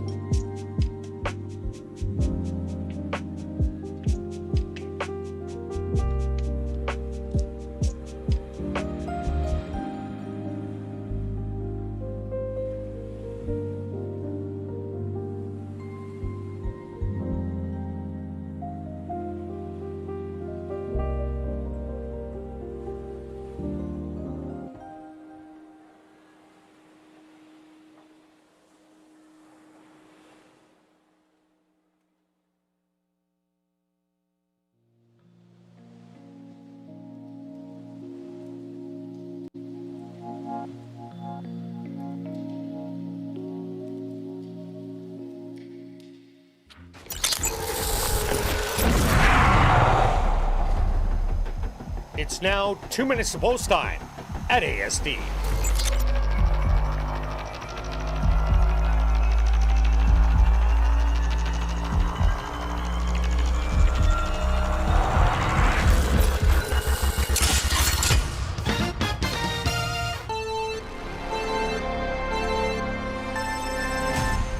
Right, we are shortening up by a little bit to 7.5 furlongs, still 2 turns. We're down at the bottom for the 2,500. I do like the horse. I really don't like the 1 to 5. That is, at this level, you don't ever want to bet a horse at 1 to 5. So you're going to have to lean to some exactors or trifectas. And the 2 horses that I'm going to use will be the 2 and the 5. 5 is the speed. If it gets loose, maybe even sneaks away. 18 to 1 is worth a small shot in there. And the 2, if there's a duel, might sneak up for second. So I've got it 3-2-5, but at 18 to 1, you might want to consider the 5. Kirt? Yeah, Stretch, I'm with you. That 1 to 5 is a little low for my liking, especially when 10's Legacy is 19 to 1. Also taking a drop in class in here and could be loose speed, which we've seen Wits Coco go wire to wire in the last. The other horse I like, number 1 Candy Con, you get 13 to 1 on him, drawing the rail with tactical speed. So I'm 3-1-5 here in race 7.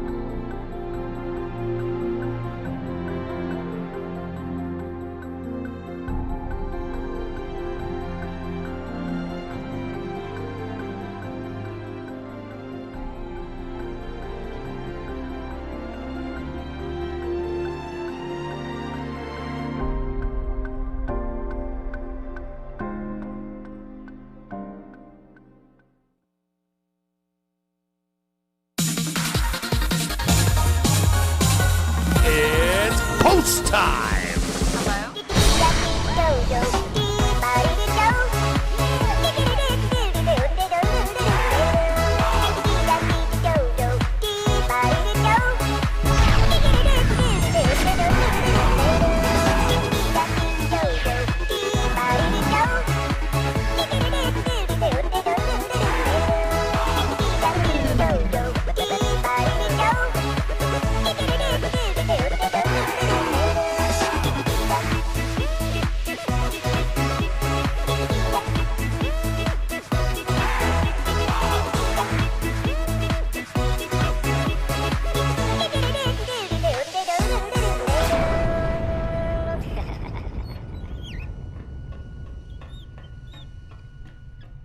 Candy Con leads them in for the nightcap.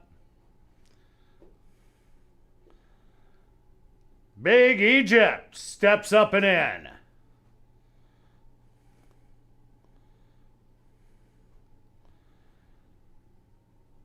Next up, the 1 to 2 big choice. That's factored in.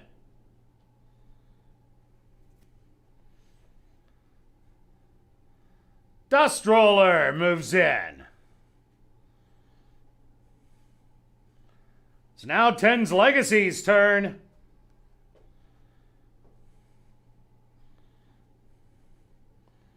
Wits Hurricane goes in. Now just 2 left to load. Tally.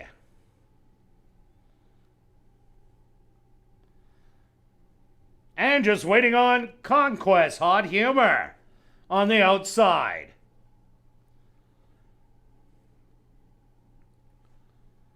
They're all set. They're at the post. And they're off.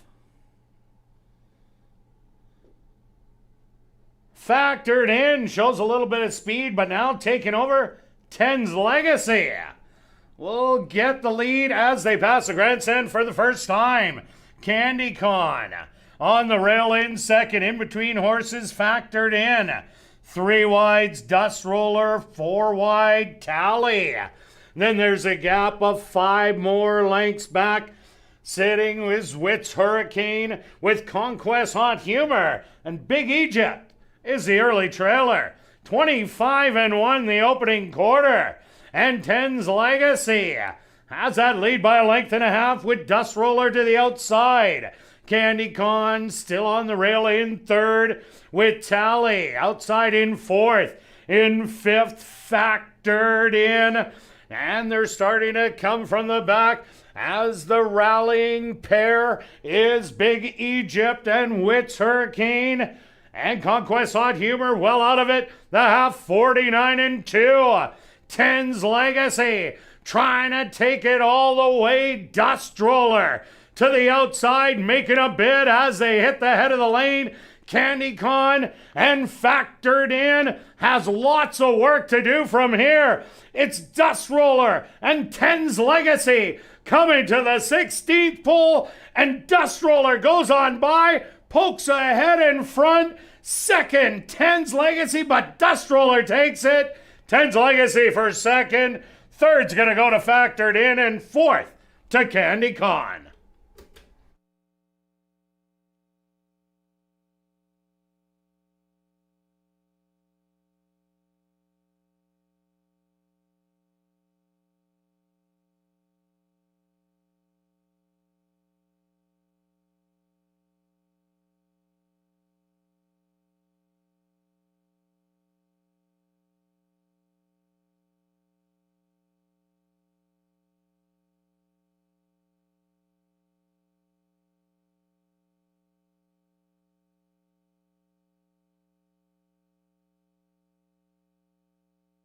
Stewart's opposed to number 4, Dust Roller, as your race winner. Second goes to number 5, 10's Legacy.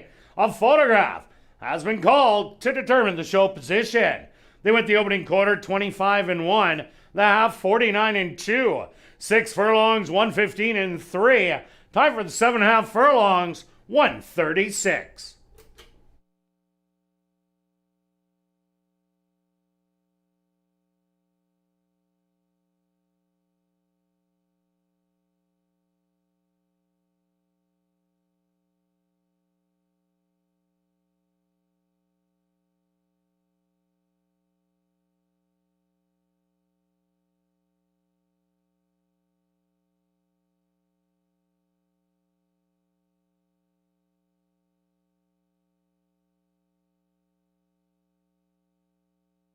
Quickly hitting the winner's enclosure.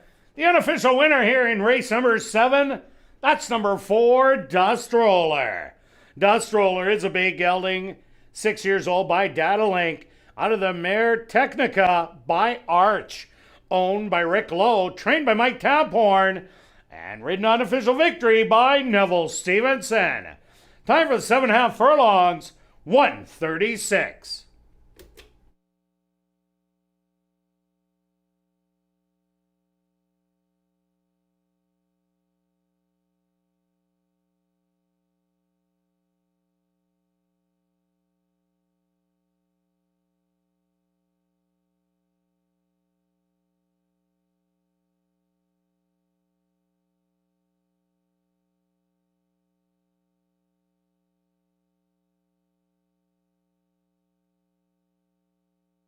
Results of the photo show number 3 Factored In, finished in 3rd.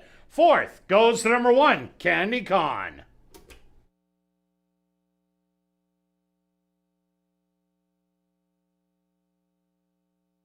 And ladies and gentlemen, now it's time for Crazy Hour in the second level clubhouse. Beer, wine, and shots are just $2.95 and half-price appetizers until midnight. Live racing continues Tuesday, tomorrow night at 7:15. See you then. But now, let's head to the clubhouse for Crazy Hour.